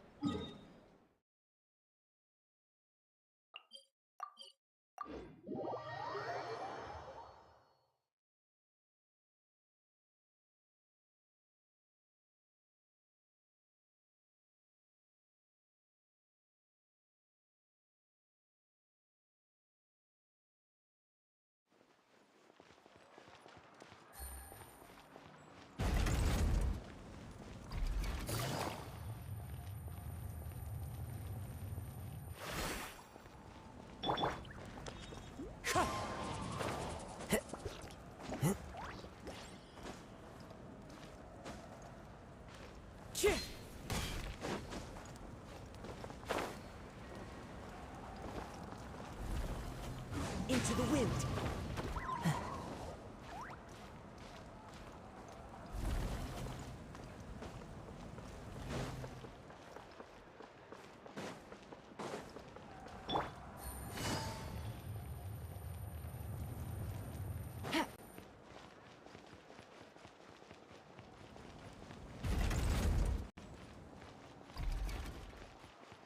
Take it easy.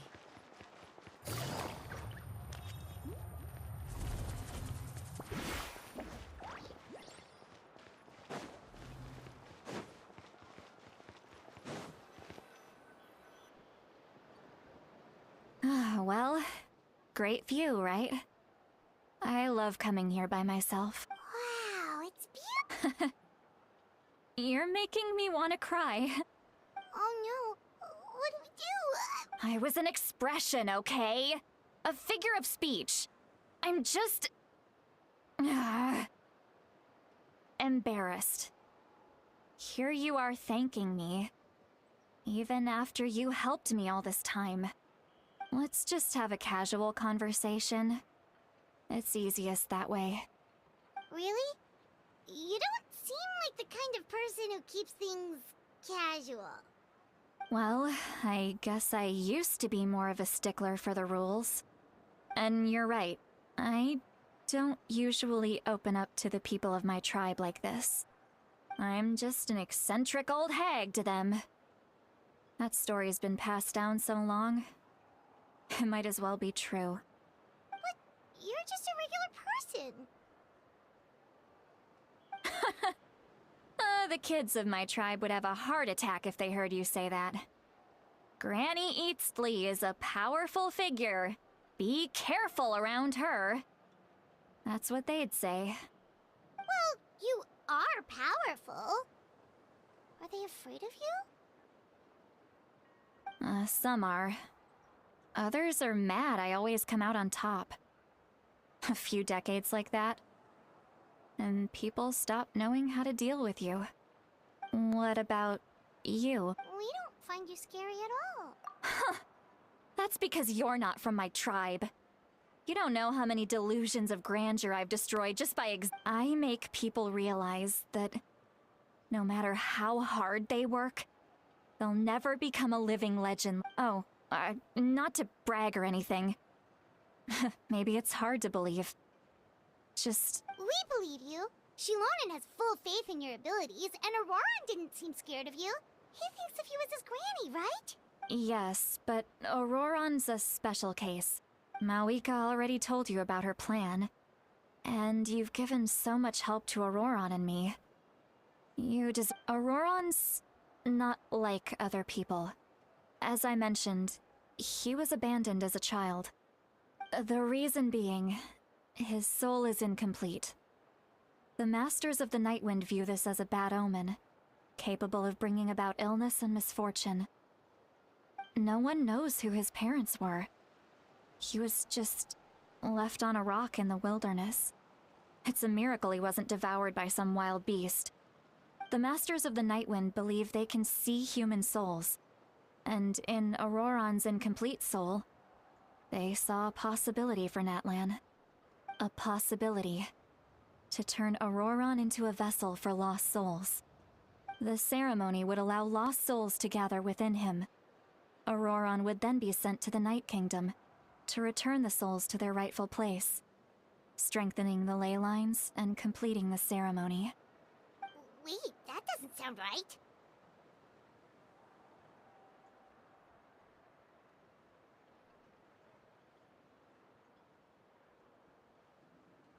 Now, you see the problem.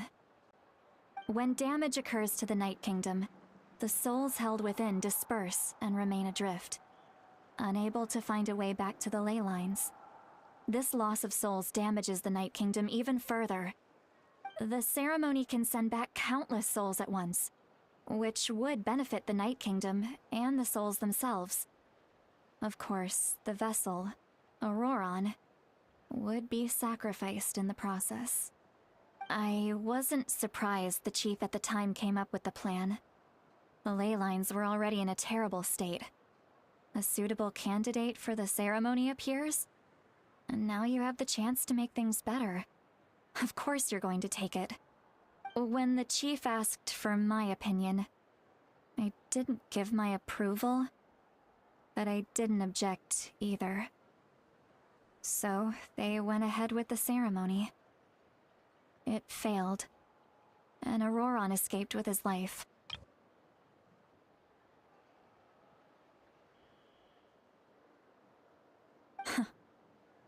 Pathetic, isn't it? By not objecting, I basically gave them the go-ahead. Maybe they didn't have my explicit approval, but it's not like I did the right thing. If the ceremony was successful, Auroron would probably be dead.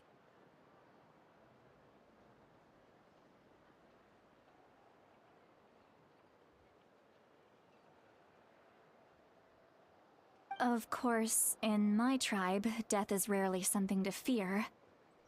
But what kind of message would we be sending by sentencing a newborn to death? By using a human life as a tool? It's not right. So, when I learned the ceremony had failed, I was ashamed by my inaction, and absolutely relieved by the result. The plan was never a secret. Or, I guess I should say, there was no point to keeping it a secret. A simple investigation from Auroron would reveal everything.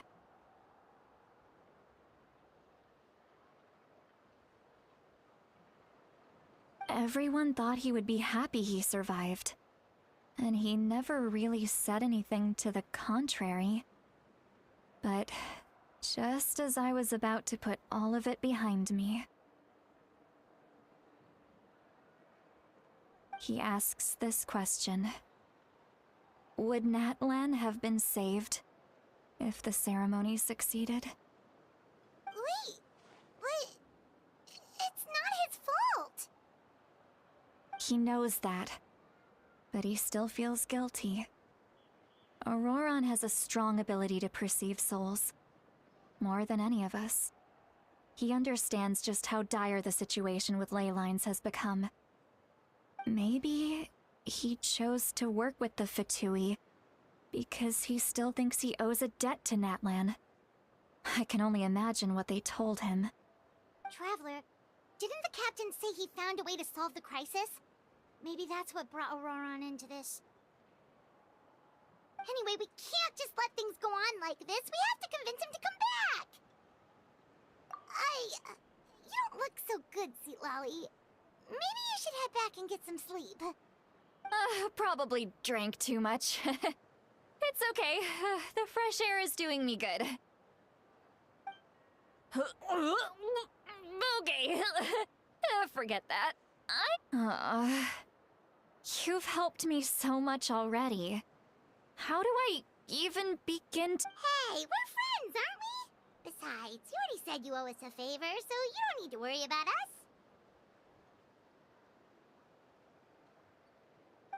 Good point. Well, I'll go home and get some sleep. We can figure out our next move in the morning.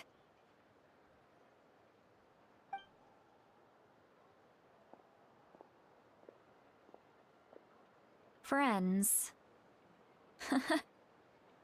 I like the sound of that. Auroron's probably back with the captain, don't you think?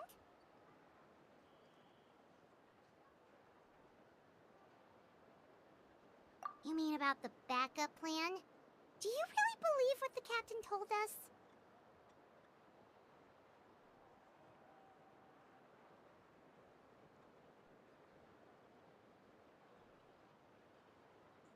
Yeah, you're right. We should just go to her directly. But she's probably asleep. We can find her first thing in the morning. For now, let's... go to...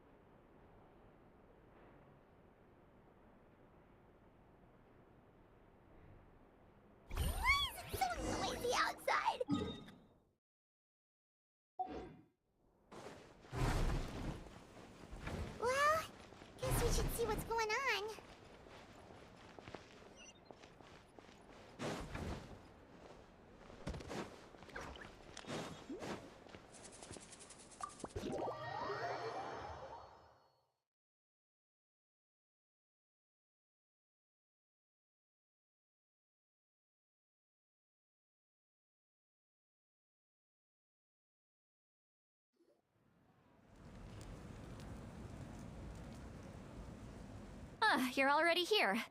I was just about to come get you. Wow, you're up early. That's impressive, especially after all the drinking last... Let's not bring up last night.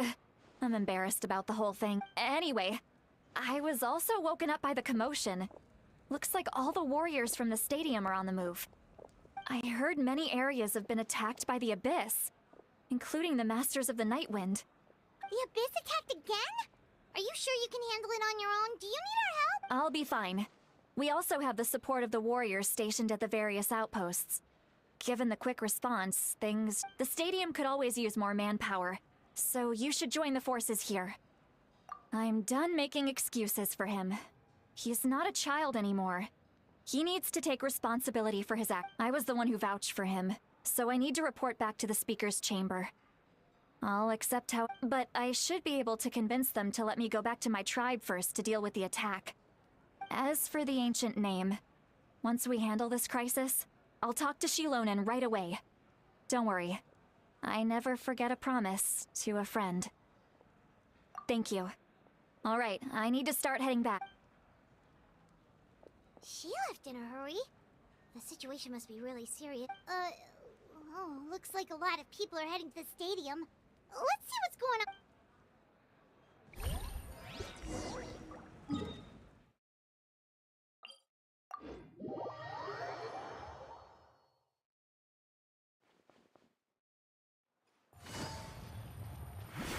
Add as.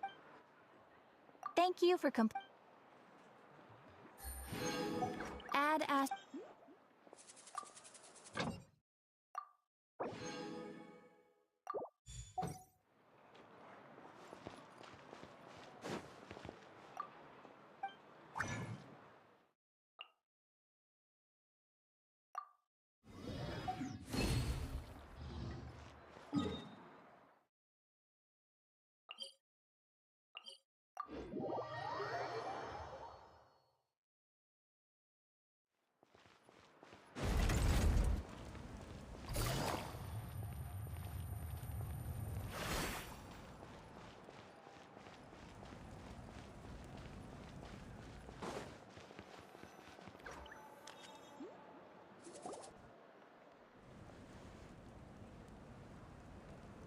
Traveler, over here!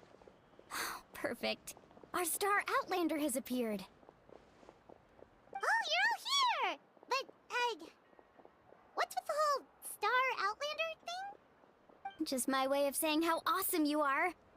We've got a real emergency on our hands, so this is the perfect time for you to show off your skills. Alright, but can we get a quick rundown of the situation first?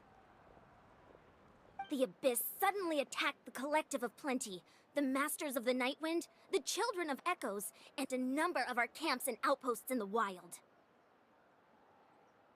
Yes, and the attacks are increasing in frequency. The tribes have plenty of defenses, so they're safe for now, but I can't say the same for the adventurers and merchants stuck in the wild. Chaska and I have been searching for survivors and treating the wounded. We just got back, but we need to head out again soon. I plan on heading back to the Collective of Plenty, just in case my tribe needs me. What about you, Mualani? Where are you gonna go? I'll go help the Children of Echoes. They're the closest, so I can start fighting right away. What about you guys? We could go together. Yeah, that does sound important. No worries. Just leave the Children of Echoes to us. Who knows? Maybe yours truly will have the Abyss on the run by the time you're finished.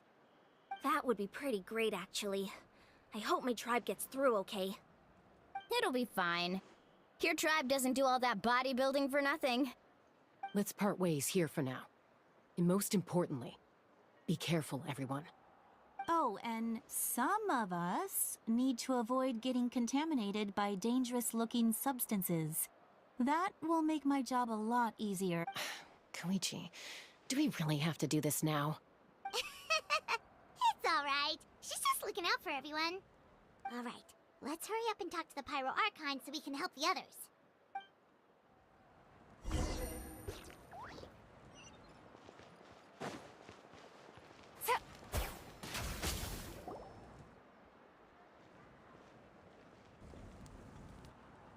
Oh, it's you two. As you can see, things are not looking good right now. People across Natlan are in danger. Look, I'm very interested in your recent adventures, but this is not a good time. So we'll have to keep our conversation short. That's all right. We're also in a hurry. We're gonna go help the Children of Echoes after this. What?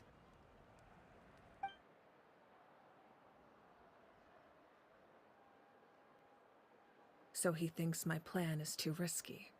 He thinks I'm being stubborn.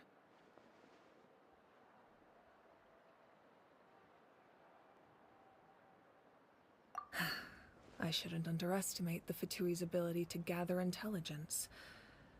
The Gnosis does have that function, but there's more to the story. I will answer you honestly, but you must help me keep this a secret. I can use the power of the Gnosis to save Natlan, but it comes at a heavy price. The Gnosis would drain all the souls and memories from the Night Kingdom and weave them into a giant net, which would surround the ley lines and protect them against abyssal corrosion. Wait, you can use souls to weave a net? But does that mean... Yes. It means sacrificing those souls in the process. Souls are just another form of life. The cruelty of this method is self-evident. The Night Kingdom not only houses the souls of the dead, but also our memories and legends. Using the Gnosis means converting all three into material for the net, erasing our history and culture. Even then, the net can still become corroded. If we cannot find a way to repair the damaged ley lines before that happens, then all those sacrifices are for nothing. Given the enormity of the price, it's a solution I refuse to consider right now. I want us to win, but I also care about how we win, and what that means for us in the end. Now it's true, both plans come at a risk, but after weighing our options, this is our best bet.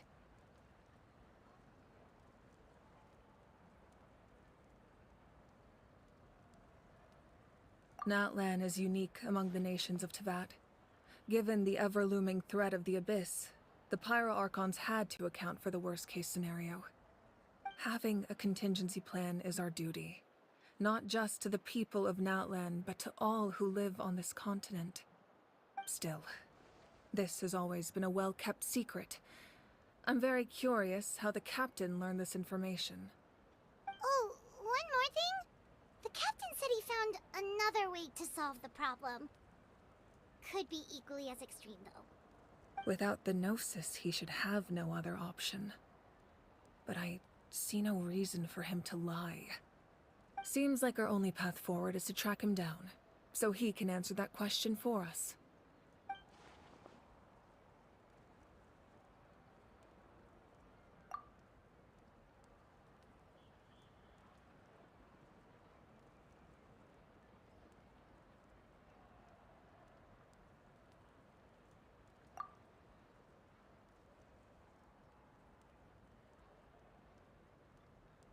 Judging by your expression, you must have doubted me, even if just for a second.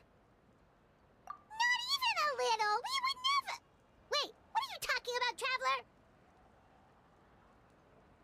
Traveler? Just as expected. I appreciate your sincerity. Maybe it was out of caution, anxiety, or simple curiosity, but know this. No matter what, our goal remains the same. We both want to save the people of this land. So now that you have your answer, do you still doubt me? You scared, Paimon. You've really got a lot of guts, Traveler. That's a good thing. Oh, and feel free to call me Mawika. It's what all my friends call me, and I like it that way. As for the captain, the intelligence officers we assigned to the Fatui should be back soon. We'll get our answer then. That's great! Sounds like we just have to wait a little longer.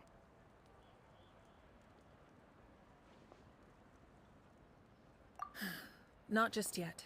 Even though the Abyss is attacking several locations at once, I'm confident the warriors stationed in those areas can handle it. Don't worry. I just need to finish coordinating our available manpower, then I'll take a small team to handle the difficult locations. You're going to fight in person? Didn't you give up your power? That's true. I'm far less powerful than a god in my current state. But don't forget, I was an experienced and powerful warrior before I ever became the Pyro Archon. No matter how you look at it, my duty is on the front lines.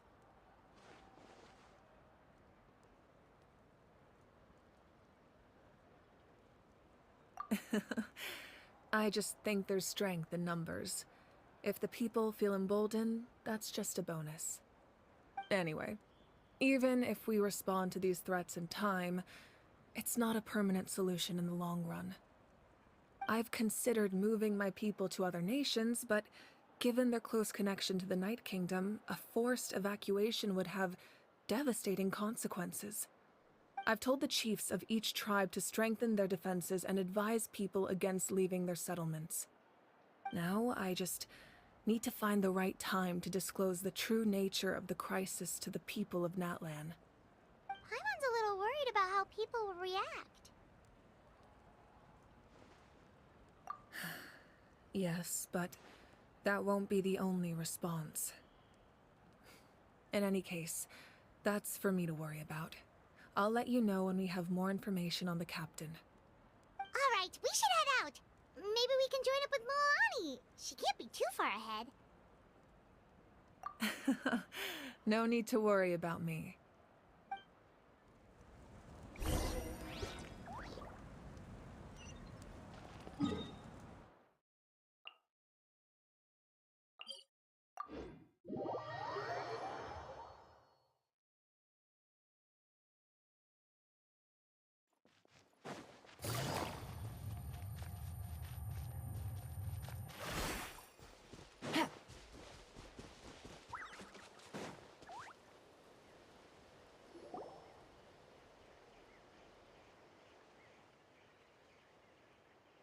Quick, over here! To safety!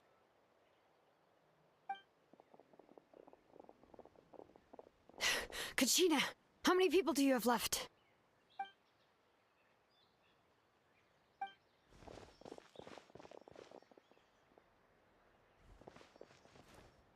What's the situation? There's a trapped caravan that needs our help. We need to rescue them as soon as possible. We'll go together.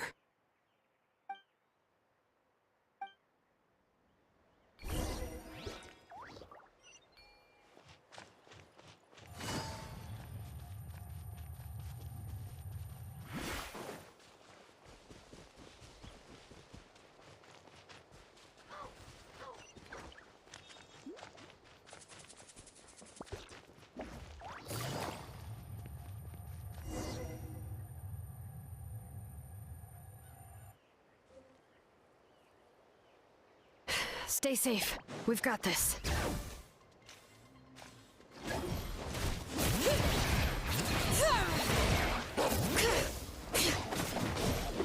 Action epic wave! Faster!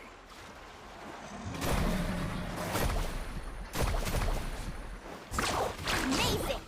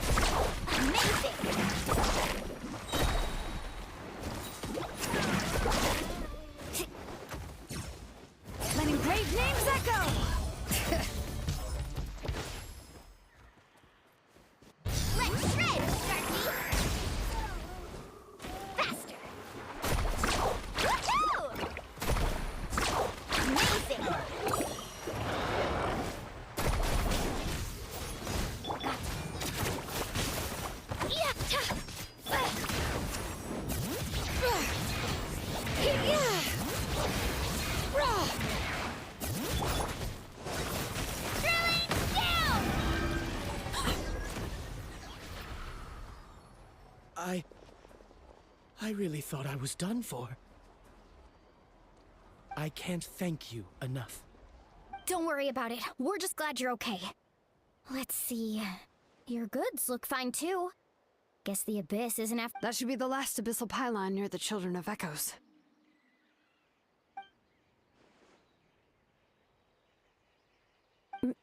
By the way, where's Lolly? I thought she would come with you. The Masters of the Night Wind also got attacked, so she went back to help her tribe. She said we can deal with the ancient name later. That makes sense. The attacks are more urgent. Alright, this isn't a good place to talk. Let's head back to the tribe.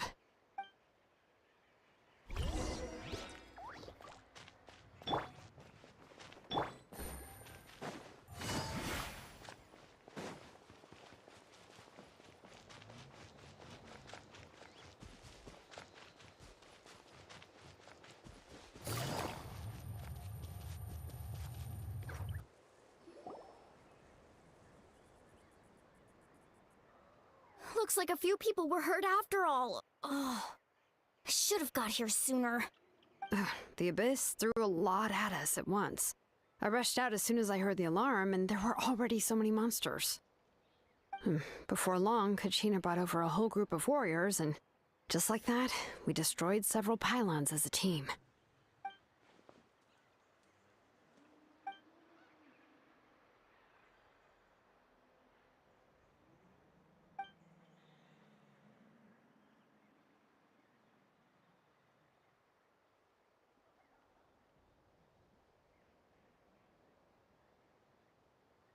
You mean the situation in the Night Kingdom, right? Yeah, I feel the same way. We've managed to keep it a secret all this time, but more and more people are realizing something's wrong. It's impossible not to feel anxious when things are getting worse by the second, and all we can do is wait. That just means we need to buy the Pyro Archon more time. Keep pushing, everyone. Every battle is worth something. You really are an eternal optimist, Mualani. You always find a way to cheer people up. Why, thank you. I guess it's one of my better qualities.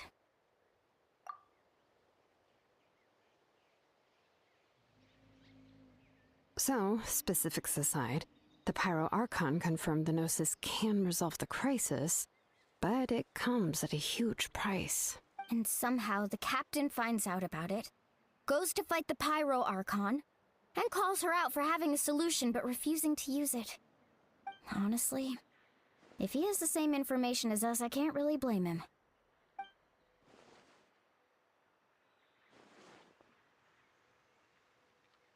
We talked to Moika before we left the stadium. According to her, the cost of the captain's plan is too high. And, well, it makes sense. If that was truly the better choice, she would have picked it. Yeah, I trust the Pyro Archon. When I was upset about Kachina's disappearance, she was really sincere and patient with me. Plus, she burned down all those precious mementos for Kachina. She's already proven how much she values even a single person's life. When it comes to Natlan's survival, there's no way she would hold back. I agree. Maybe the captain weighed the costs and came to his own conclusion, but I'm sure we have different priorities. Life is important, but so are history and memory.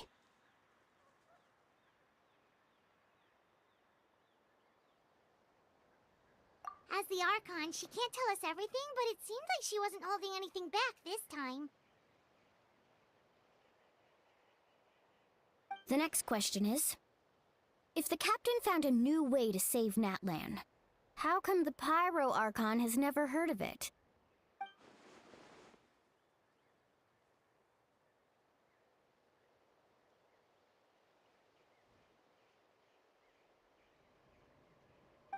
This is all super confusing.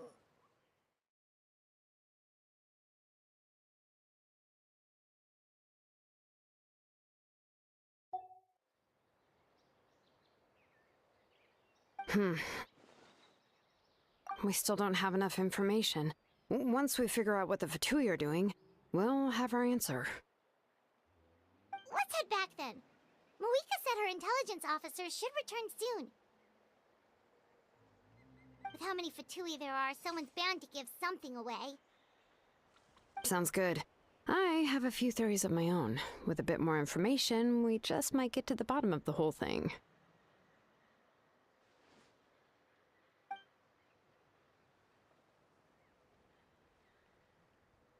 I was just about to ask. Count me in. If I was just a bit faster, we could have prevented a few people from getting hurt. People who could help us in the next battle. It's...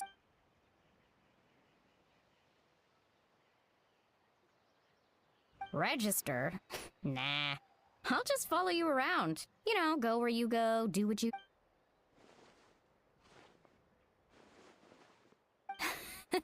You got it. I just don't want to make the trip back. It's so far. All right. See you all later. Let's get together and celebrate once this is over. Oh, you betcha!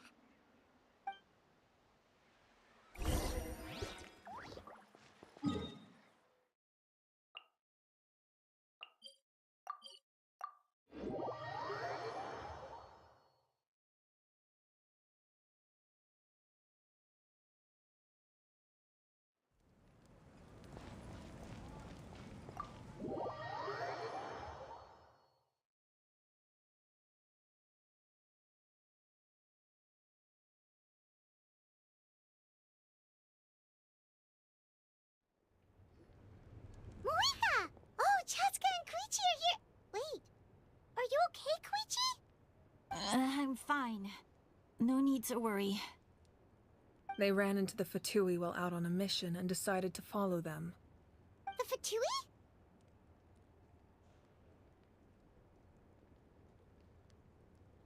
Calm down and let me explain. Here's what happened.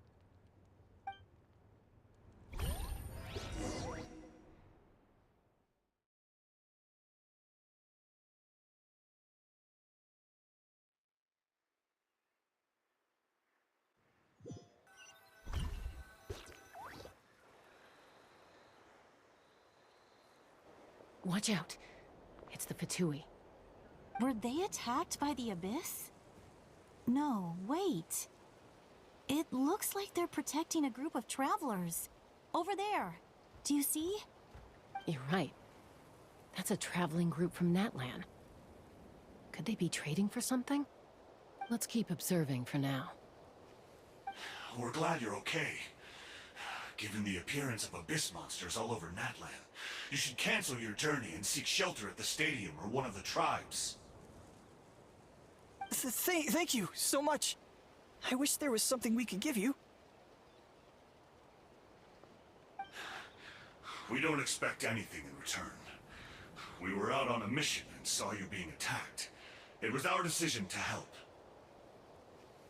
If you truly wish to repay the favor, you can keep this a secret. If anyone asks, just say you were saved by warriors from Natlan. Oh, okay. We can do that. But... We're not asking you to cover up our activities. We haven't done anything illegal. Our captain simply wishes to remain undisturbed.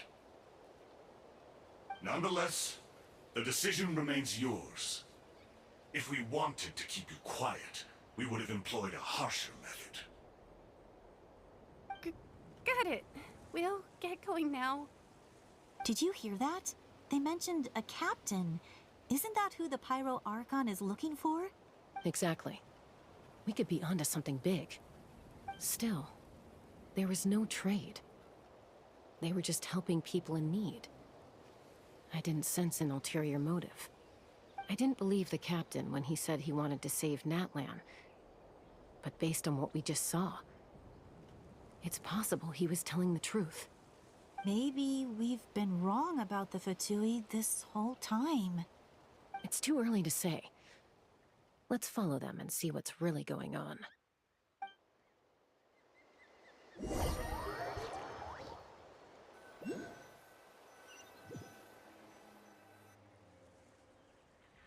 So this is where they were headed. Looks tricky. It's heavily guarded on all sides. Koichi, Wait for me here. I'll go in and check it out. Oh, no you don't. How are you planning to get through all the guards? Look, I can use this terrain to my advantage. With our tribe's special way of getting around, I doubt they'll see me coming. We still can't see anything on the inside. What if you can't find cover? You won't have any— The more heavily guarded the location, the more valuable the secrets. Even if the captain isn't here, we can still figure out what the Fatui are planning. That intel is worth the risk.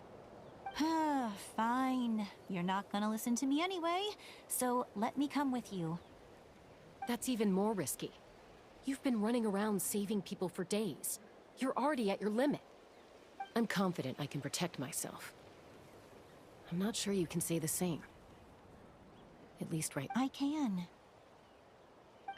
You really believe that? Fine, don't believe me. But you can't honestly tell me infiltrating a heavily guarded Fatui hideout all on your own sounds more— You know, growing up, even if I insisted on doing something, it never gave you any trouble. I'm not sure you can say the same. All right. If we start arguing, this will never end. We can't let this opportunity go to waste. Guess that means I win. Don't worry, you're not the only capable young person from our tribe. I can handle this. All right, same plan as usual. We split up, communicate with hand signals, make sure our blind spots are covered, and support each other once we strike. Got your ropes? Yeah, let's go.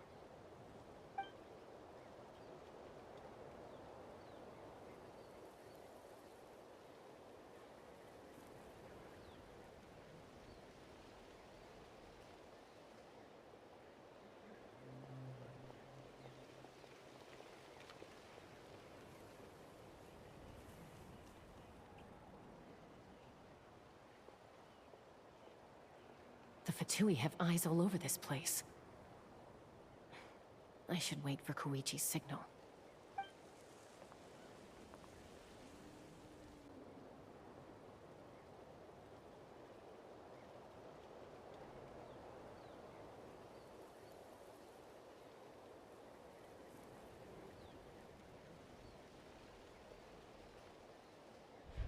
Now.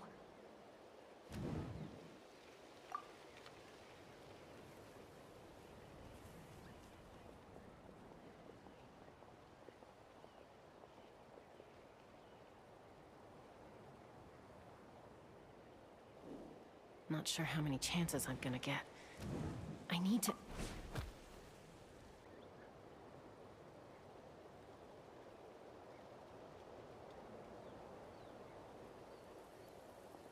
Good.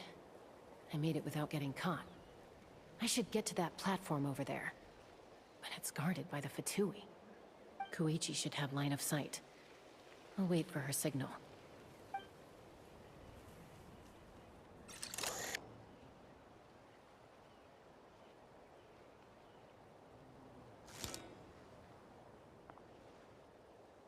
That's it. Now's my chance.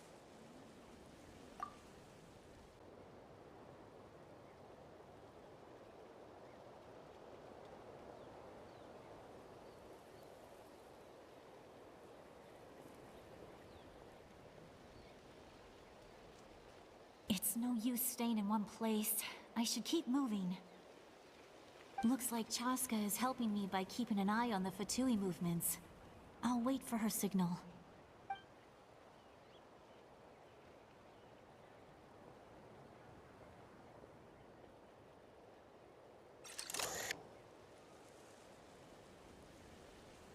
Time to move.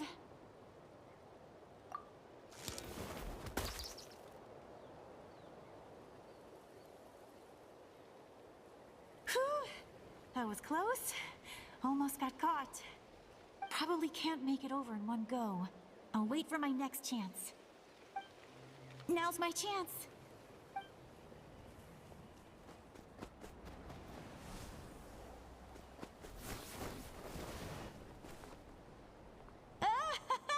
I made it! That'll show my sister. Let's see. The Fatui's occupying all the best locations. If we could just get past them somehow. Wait, I've got it!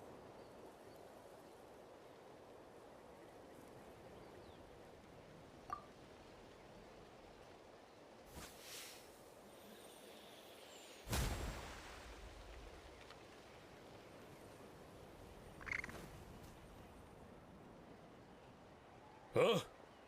What's that noise? Did something explode? Oh! It stings! What the heck is that? What do you think you're doing? I could ask you the same thing! Good, they're arguing. Looks like they just needed an excuse. They've probably had enough of this job already. The people on the hill over there left to help their comrades. This is our chance.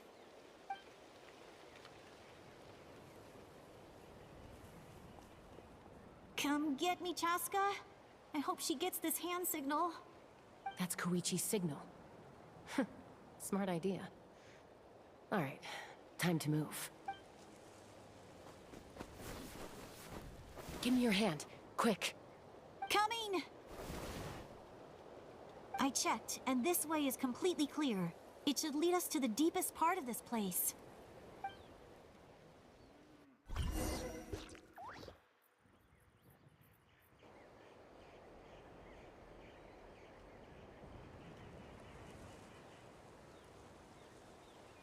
Well, I was pretty helpful, right? You know, everyone usually jumps at the chance to work with me. Not my own sister, though. No, she avoids me like her life depends on it. I was wrong, Koichi. You've done well. Wait, you're just gonna admit it? Now I look like the mean one. Let's focus on the task at hand. We're in the heart of enemy territory. The more time we waste, the more dangerous this becomes. All right. If you're not gonna take the bait, then I'll drop it. Looks like the Fatui are here to dig something up. I'm surprised they mobilized this many people. It seems like they're looking for a dragon relic called the Source Mechanism. The device is ancient. Barely any information survives to this day. And even people from Natland don't know how to use it. Why would this be the Fatui's target? Not bad. Looks like it's in good shape. This should be what our Lord's looking for. Took us long enough. Come on, let's get this thing back. Back? Back where? Should we keep following? You really want to keep going? Of course. We make a good team, don't you think? No reason to stop now. What was that sound? Uh-oh. We've been spotted. Time to go. Falling rock incoming! Watch out for your gadget! What? You'll regret that! After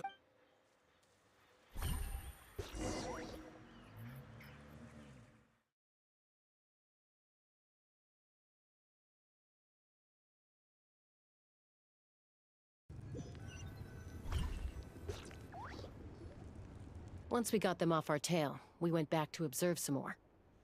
They'd collected several identical pieces of something. It looked like they were waiting, though. So we decided to come back. So, Koichi got injured trying to get them off your tail? She pushed herself too hard and collapsed on the way back to the stadium. Well, I didn't cause you any trouble while we were fighting, right? So my perfect record remains. You've done very well. I could make a comment on knowing your limits, but it's not my place. I know. I'm already reflecting on my actions. So, our current intel suggests the Fatui is after the source mechanism. The device is a complete mystery, even to us. What is the captain? I have no idea. But it's safe to assume the device could serve a similar purpose to the Gnosis. Shilonen, I need you to gather every scholar in Natland familiar with the secret source. I'll get right on it. Thank you both for your hard work. Koichi, it's time for you to get some rest. Oh, and there are gifts from your patients waiting at the speaker's chamber. I prepared a small gift of my own as a token of gratitude. I'll send it to your home along with the others. My patience. That's so nice of them. Guess that means I'm doing something right. You don't need to give us anything, Archon. We were just doing our duty for Natlan. I should take Koichi home now. Well, if Koichi doesn't want her favorite Saurus crackers, then... I accept. Thank you, Archon. What am I gonna do with you? There's some for the rest of you as well. They're one of my favorites too, so don't be shy. I'll start investigating the source mechanism right away. If I learn anything, you'll be the first to know. Yummy snacks!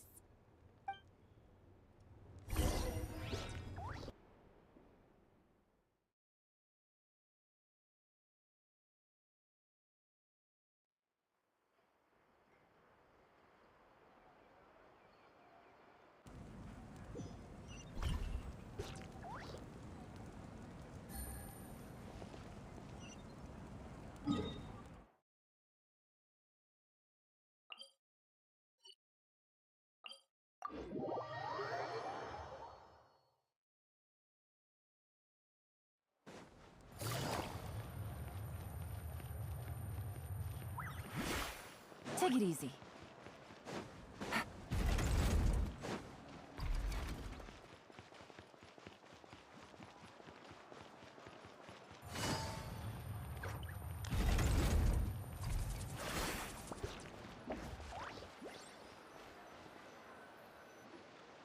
What's next for you two?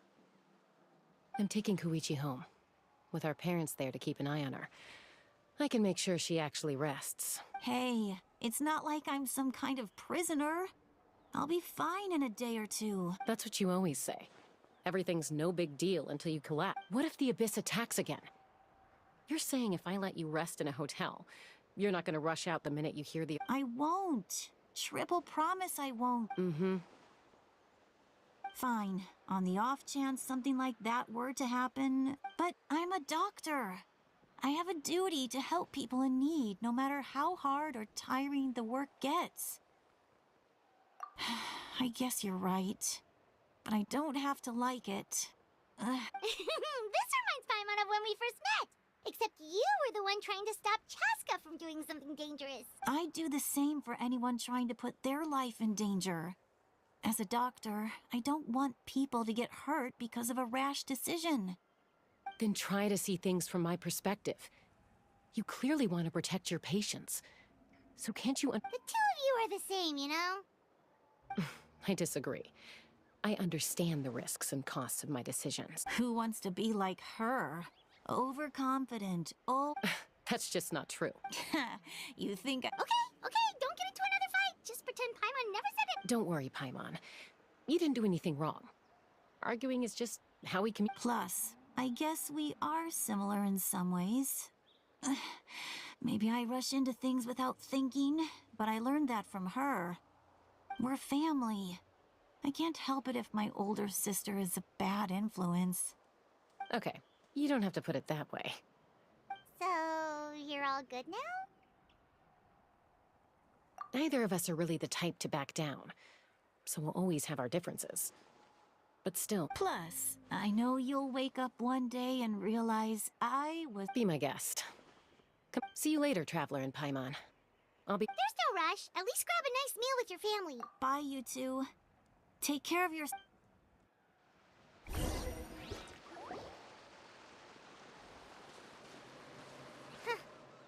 two will probably make up for real at some point, right? Well, we've learned a lot. Let's go over everything that we know so...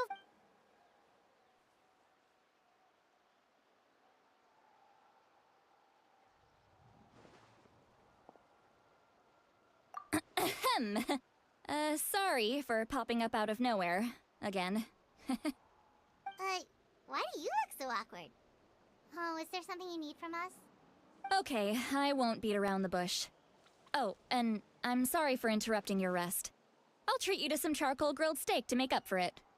Awesome! Just give us your orders! Hey, friends don't order each other around. I'm just here to share some news. Remember what we talked about before parting ways? Oh yeah, you mentioned how Auroron has always wanted to save Natlan, and something about his soul being fragmented. Paimon and the Traveler discussed it after you left, and we think Auroron is probably back with the captain. What do you think? I agree with your hypothesis. And just now, Auroron came back. He helped the Masters of the Nightwind defend our— What? He came back? I told him to give up whatever he's doing, but he refused. Apparently, he came back to fulfill his duty to our tribe. When he left, he said it would— I'm surprised you let him go at all. I had to prioritize my tribe. Besides, the situation was intense. I couldn't focus on outside and inside. Plus, he was on guard. He knew I would try to go after him, so he made sure to keep his distance. I kept an eye— all these years of calling me Granny. And I couldn't do a single thing for him in the end. Don't say that! Your tribe all raised him together, right? That couldn't have been easy. You're right. Seeing him come back reminded me of when he was little. Running around the tribe, dropping by— He's not only a child of the Masters of the Nightwind, but a child of Natlan. It's only natural for a child to want to— Besides, Auroron is my apprentice. He might have a few tricks up his sleeve, but I guarantee I know every Wait, what are you saying? Look. Remember how I said Auroron's soul is fragmented? This is the talisman I created to keep it and this gem is what makes the talisman work. It just so happens that Auroron is due for a gem replacement. Since I can't get close to him, I put the new gem in a supply bag and asked Aoife to bring it to him. You guys know Aoife, right? No? Well, he's a pretty famous vet around these parts. He's always bringing me all sorts of things, and he happens to be very good friends with Auroron. Aoife doesn't know what's going on, so he agreed, no questions asked. Auroron would find the gem as soon as he opened the bag. He knows how important it is, so I knew he would make the switch. He probably suspected that I tampered with it. But here's the catch. The trick is on the bag. The moment he touched it, a portion of his memory— That's amazing. You can do something like that? Most people can't, but I can. That trick he used to bring you to the Night Kingdom isn't anything special, by the way. My technique is much more subtle. So in other words, we have a whole backup of Auroron's memories. The kid thinks he can take me on? Like I wasn't the one who taught him That's amazing, Seat Lolly. Let's take a look right away. Once we get to the bottom of this, we can finally track him down. I know he thinks of me as his grandma, but do you think he'll get mad at me for this? That's a tough question. Paimon doesn't have a grandma, so she's not the best person to ask.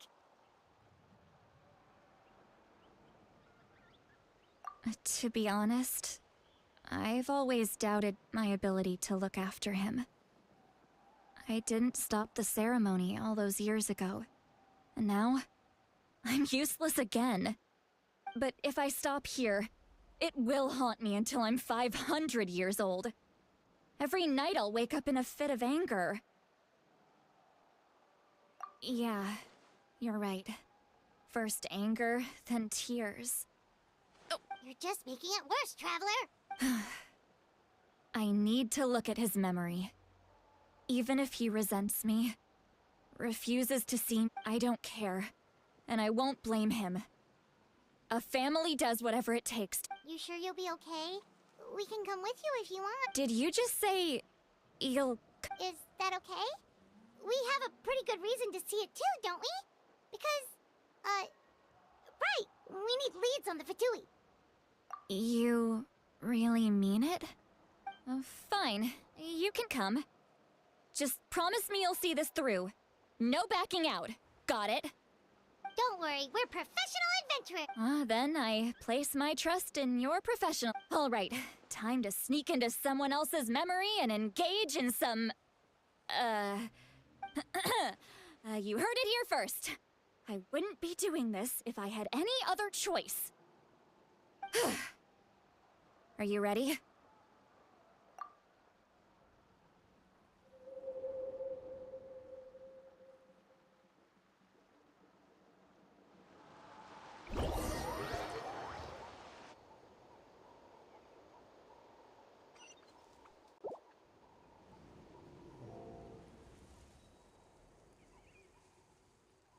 Look how good you're doing.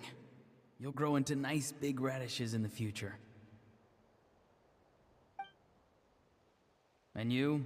Aoife says you're taking up too much space, but I think you're a good tree. What do you think? Hey! How's it going, Auroron? Good. How are you, Uncle Okanbi? Ah, can't complain. What you up to?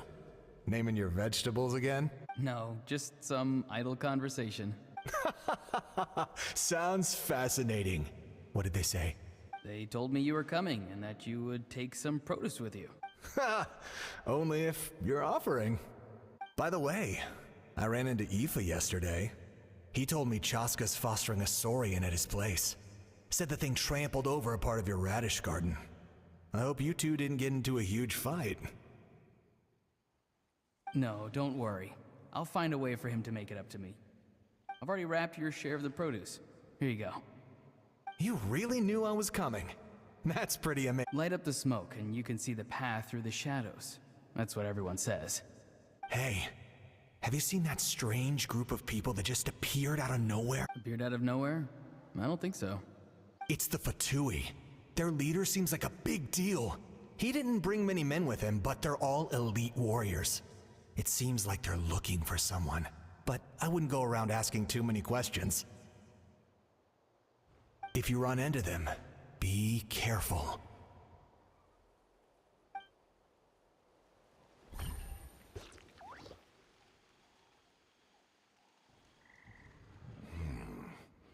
You're from the Masters of the Night Wind, are you not?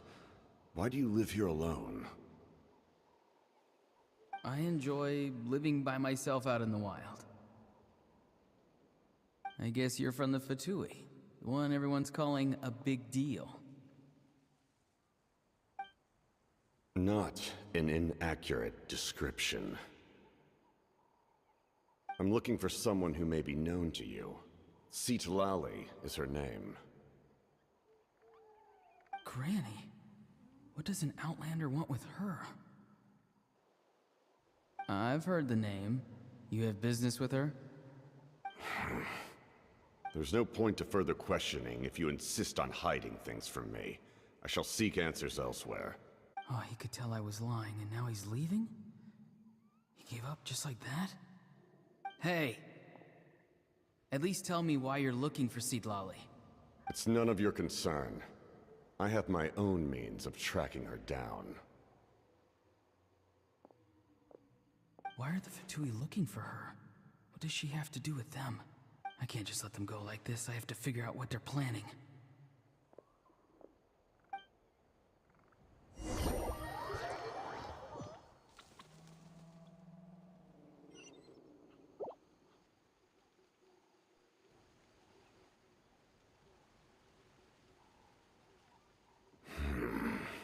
I've just been studying the ley lines and asking for leads on Granny. I can definitely rule out some sort of invasion. The situation has seen no true improvement. The Pyro Archon did not fulfill her promise. My lord!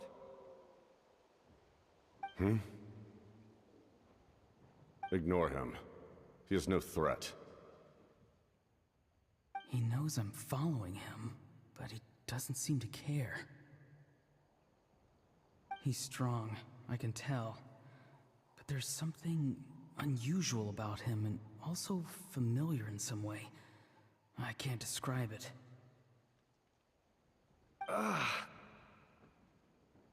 What is it? My lord, I feel dizzy. A ley line disturbance.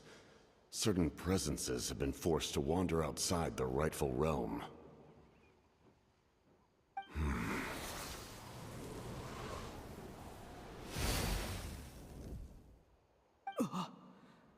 That was a spell from the Masters of the Night Wind. How did he know that? Is he sending those escaped souls back into the ley lines? How did he do that so easily? Soulfaring is supposed to be extremely difficult. This could be related to why he's searching for Granny. I feel much better. Thank you, my lord. Think nothing of it.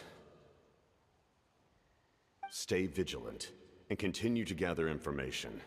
The Abyss could attack at any moment. If you notice any irregularities, assume drill formation and be prepared to fight. However, there's no reason to over-engage. Information is our first priority. Yes, sir.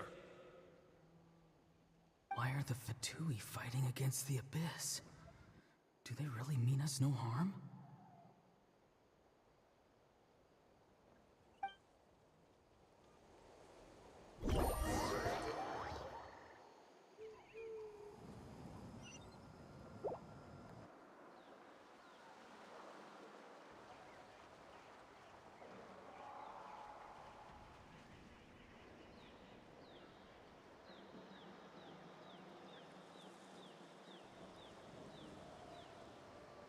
I've been following him this whole time and still they ignore me? Do they really not care? It seems like his subordinates refer to him as the captain. Never heard of him before. And now he's headed to the stadium. That's unusual. Oh, what is he gonna do? You two, with me. Everyone else, wait here as instructed. Send word to the other teams to retreat immediately if this fails. Yes, sir. He's going inside? But the Pyro Archon is in there. What does he want with her? Forgive me, my lord. Allow me to check one more time. Do you truly wish to do this? The time for idle observation is over. It now falls on me to act. This nation is out of time. Yes, sir.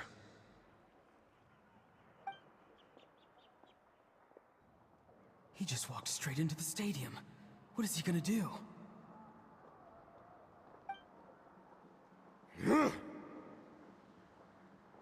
They're both incredibly strong. How long will they have to fight until someone comes out on top?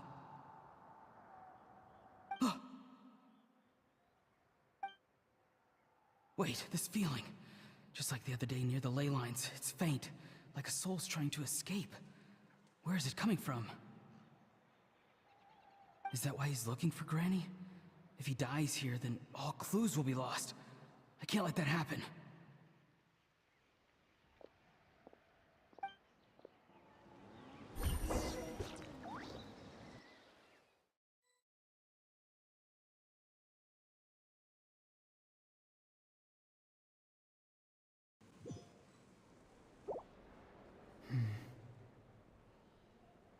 As for you, I must confess, I did not expect that little trick of yours to save the day.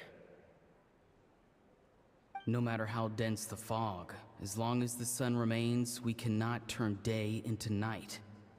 She could have dispelled it. She simply chose not to. You don't have much time, and you're injured on top of that. What do you plan to do next? I'm beginning to see just how useful you may turn out to be. You heard something from here, didn't you?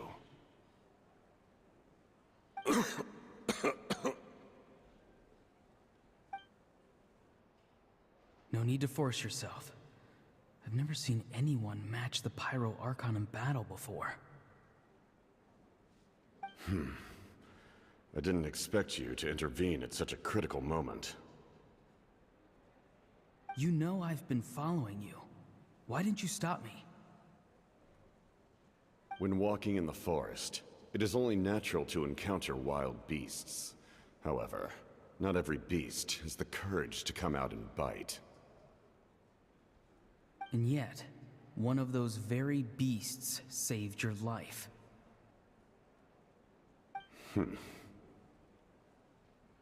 Then speak. What do you want? I didn't save you because I wanted something. My soul is more perceptive than others. I can sense that the ley lines are extremely weak. I don't know what the Pyro Archon is planning. Can she really save us? The questions you asked her just now, well, I've had very similar doubts. So I felt like I had to help you.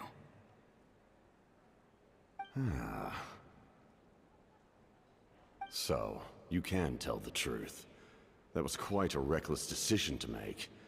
I'm not sure you realize that. There's no turning back for me now. What I did back there is going to get me in a lot of trouble. You attacked the Pyro Archon in broad daylight, and I used my spell to save you. A single glance was likely all it took for her to recognize my tribe. So, we're in the same boat. Seem to care little for my thoughts on the matter.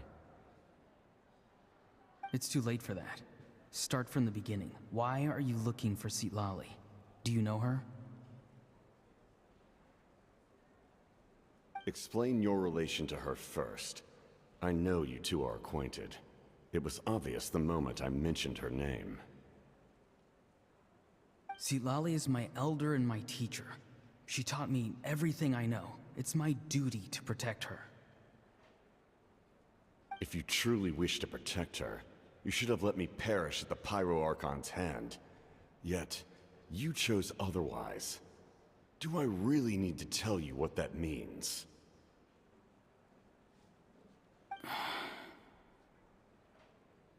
I want to do something to change Natlan for the better. Something I can accomplish with my own two hands. You're stranger than anyone I've ever met. But maybe, just maybe, you can show me the way. Strange? Citlali is said to be the legendary Granny Eatsley, someone capable of communicating with the Wyab, and the Wyab are the key to information on the Night Kingdom. Why do you need knowledge on the Night Kingdom?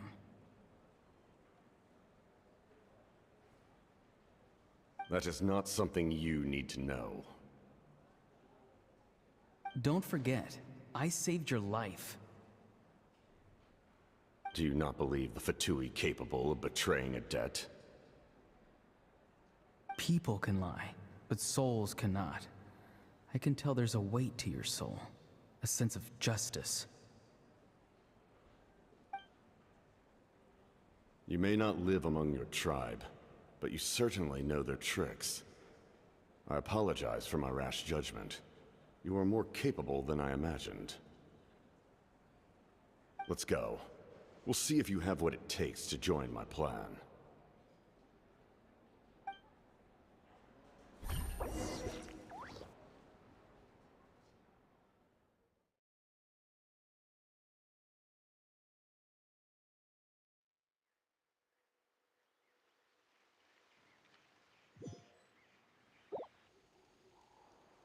I see. Interesting approach. Worth trying, I think. Rather than weaving a net to protect the ley lines, this method would address the root problem by reconstructing the ley lines themselves.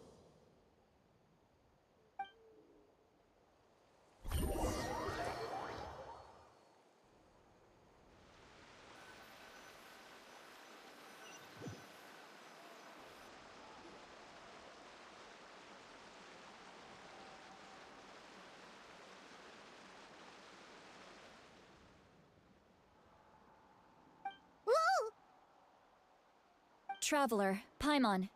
Are you two alright? Paimon's fine, just, a little dizzy.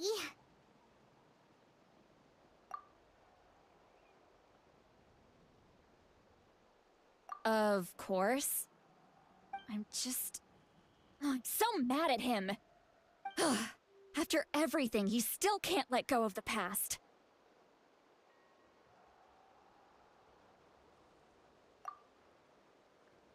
For some reason, he thinks he owes something to the people who cared for him. Stubborn, self-righteous fool. Where's that gonna get him? Now that he's all grown up, he thinks no one can tell him what to do? He thinks he can just run away whenever he wants. I'll show him. If he tries to run one more time, he's got another thing coming. Maybe stubbornness runs in the family. Like grandmother, like grandson, as they say. Is that supposed to be a compliment? Huh! That kid's got nothing on me. Anyway. Yeah, the captain seriously wants to reconstruct the ley lines? What does that even mean? Something like the loom of fate, maybe? But how does that help with the abyss? The loom of fate? Oh, it's kind of hard to explain. Basically, it's a device from Conrio that has unbelievable power. Anyway, if he really wants to manipulate the ley lines, everyone in Natlan will be affected. Oh, this is big.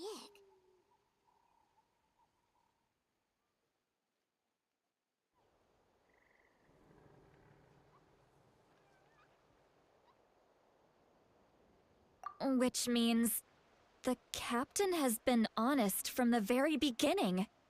Auroron's memory proves that. Why is he so obsessed with saving Natlan? Oh, we've got to tell Moika about this right away. Yes, she needs to know about this. Now.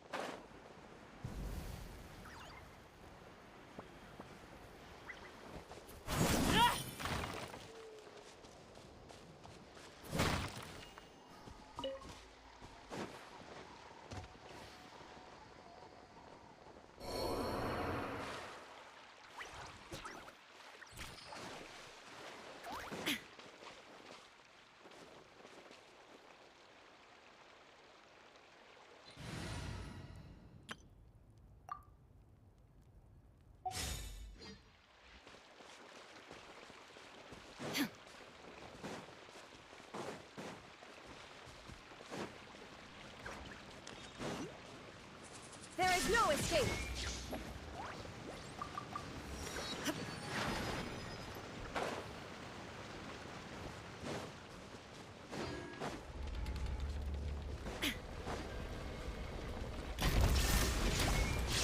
Hands where I can see them! Everybody stand back! No turning back! Strike! Life is not eternal. Shine down!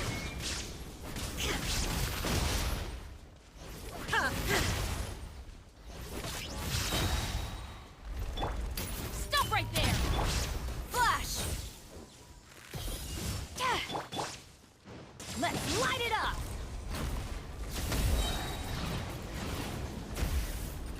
I'm going in! Ah.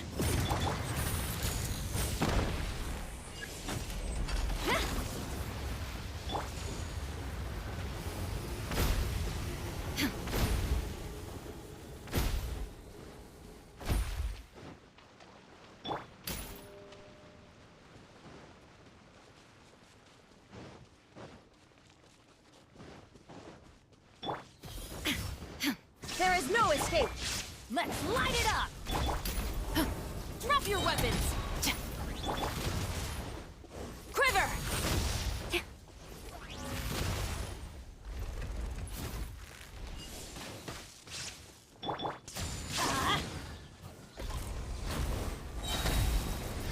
Teamwork is dreamwork!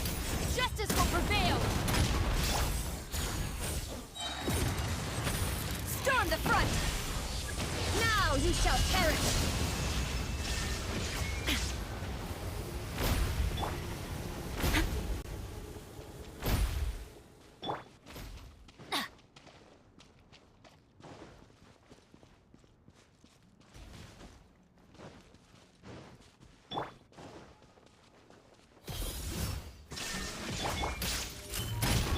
Strike! Adventure time!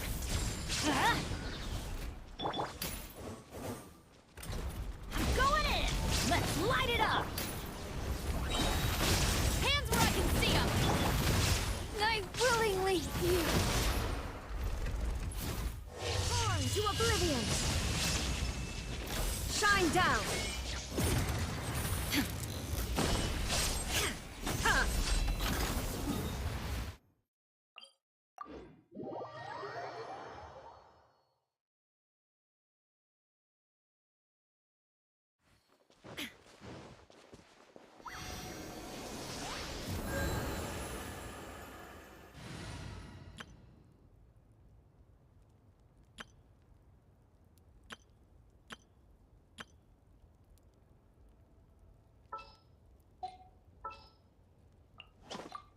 You want me on your team? Let's go get ourselves some answers.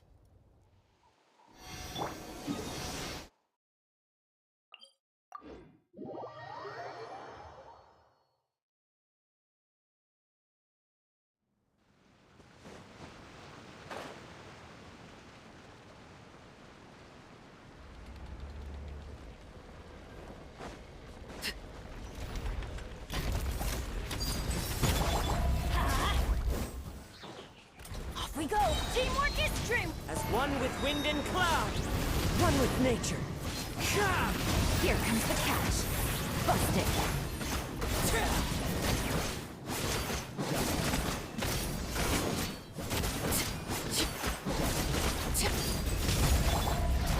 Into the wind. Quietly now. Let's light it up! I'm going in!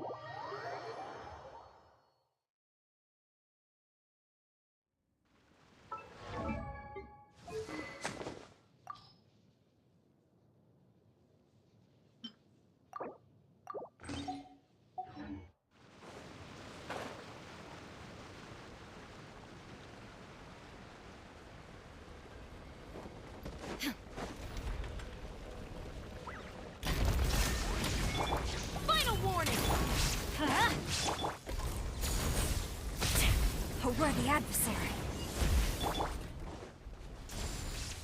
There is no escape. Let's light it up!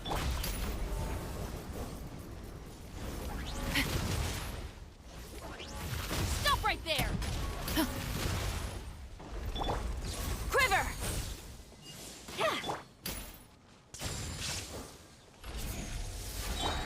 Illusion shattered! Strike!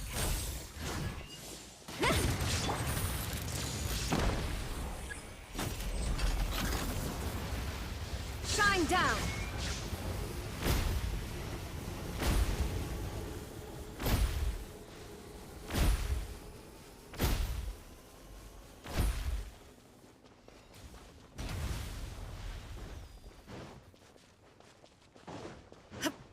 There is no escape! Everybody stand back! Justice will prevail! Drop your weapon! Glory to the Shogun! Now you shall perish! Illusion shattered!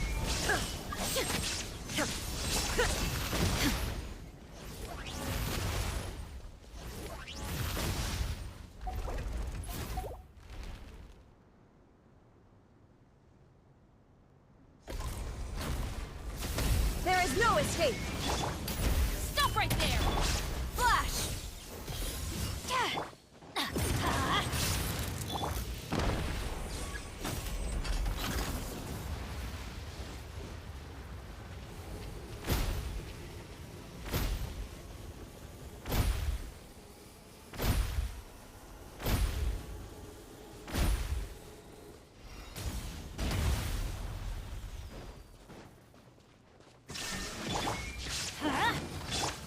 Final warning!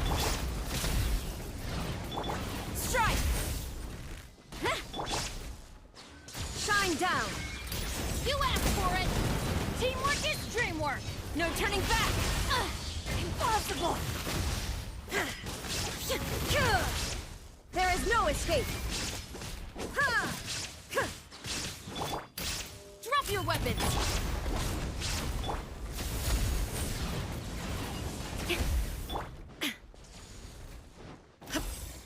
Illusion shattered! Let's light it up!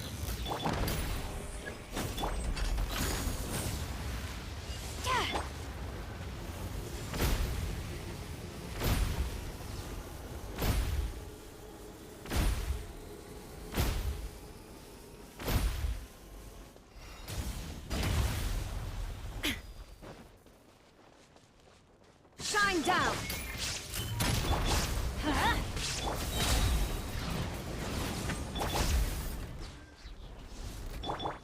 Quiver! Justice will prevail! Everybody stand back! Storm the front! Inazuma shines eternal!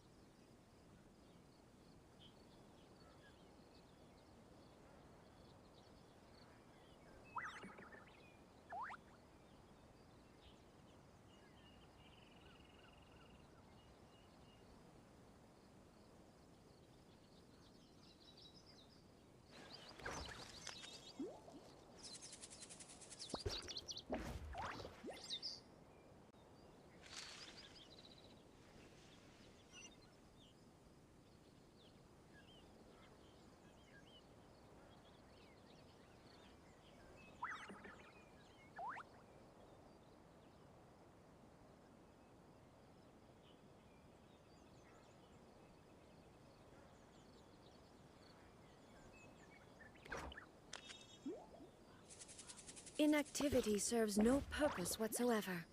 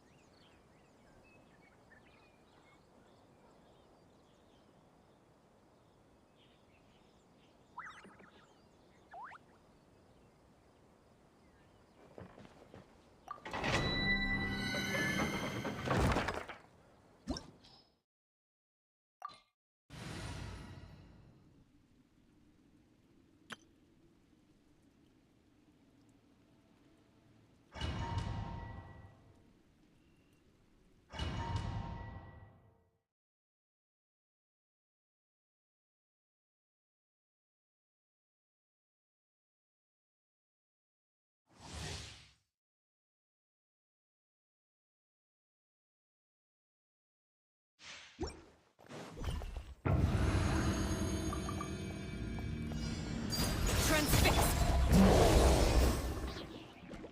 I'm going in! Gotcha. The wind knows me.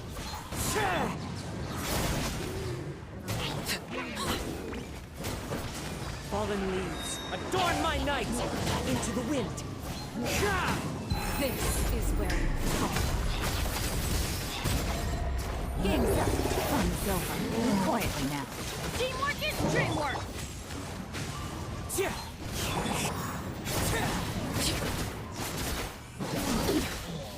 Pitiful.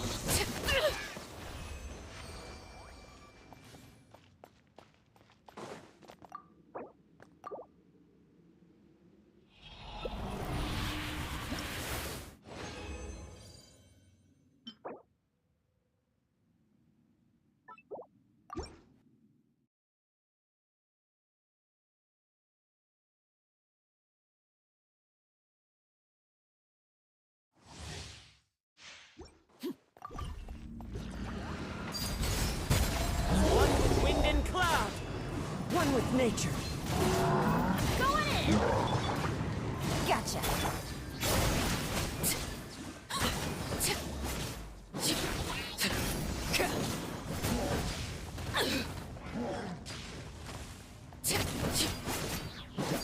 Laid bare. Into the wind. Teamwork is dreamwork!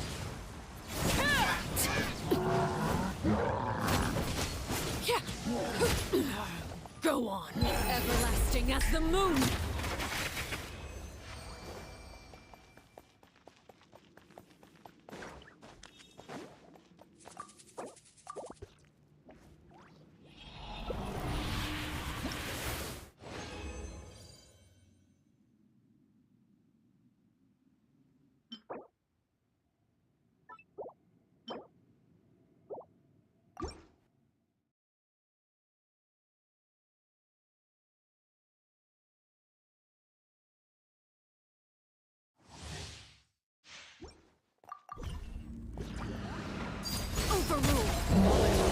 Adorn my night! The wind knows me.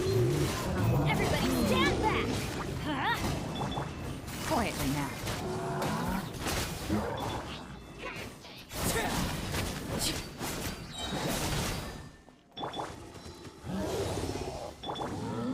Into the wind.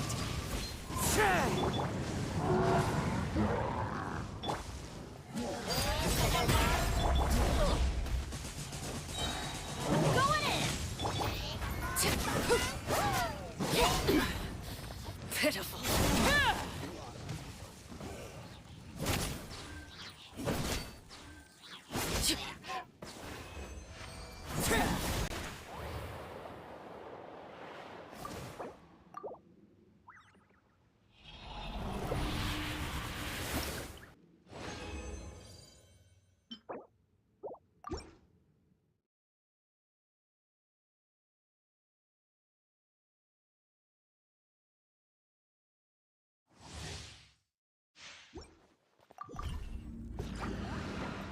Laid bare, clouds high.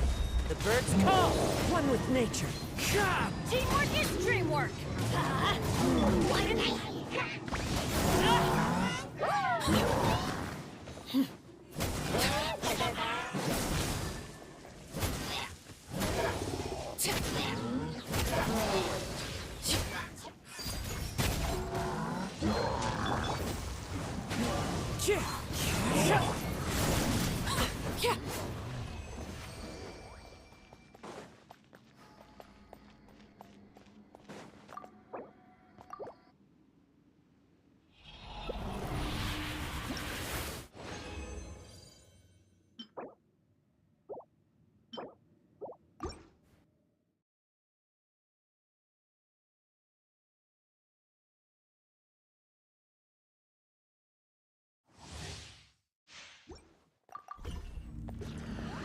Transfixed. Witness my rise. Laid bare. I'm going in! Fallen leaves, adorn my night! The wind knows me. Things are about to get dicey. Busted.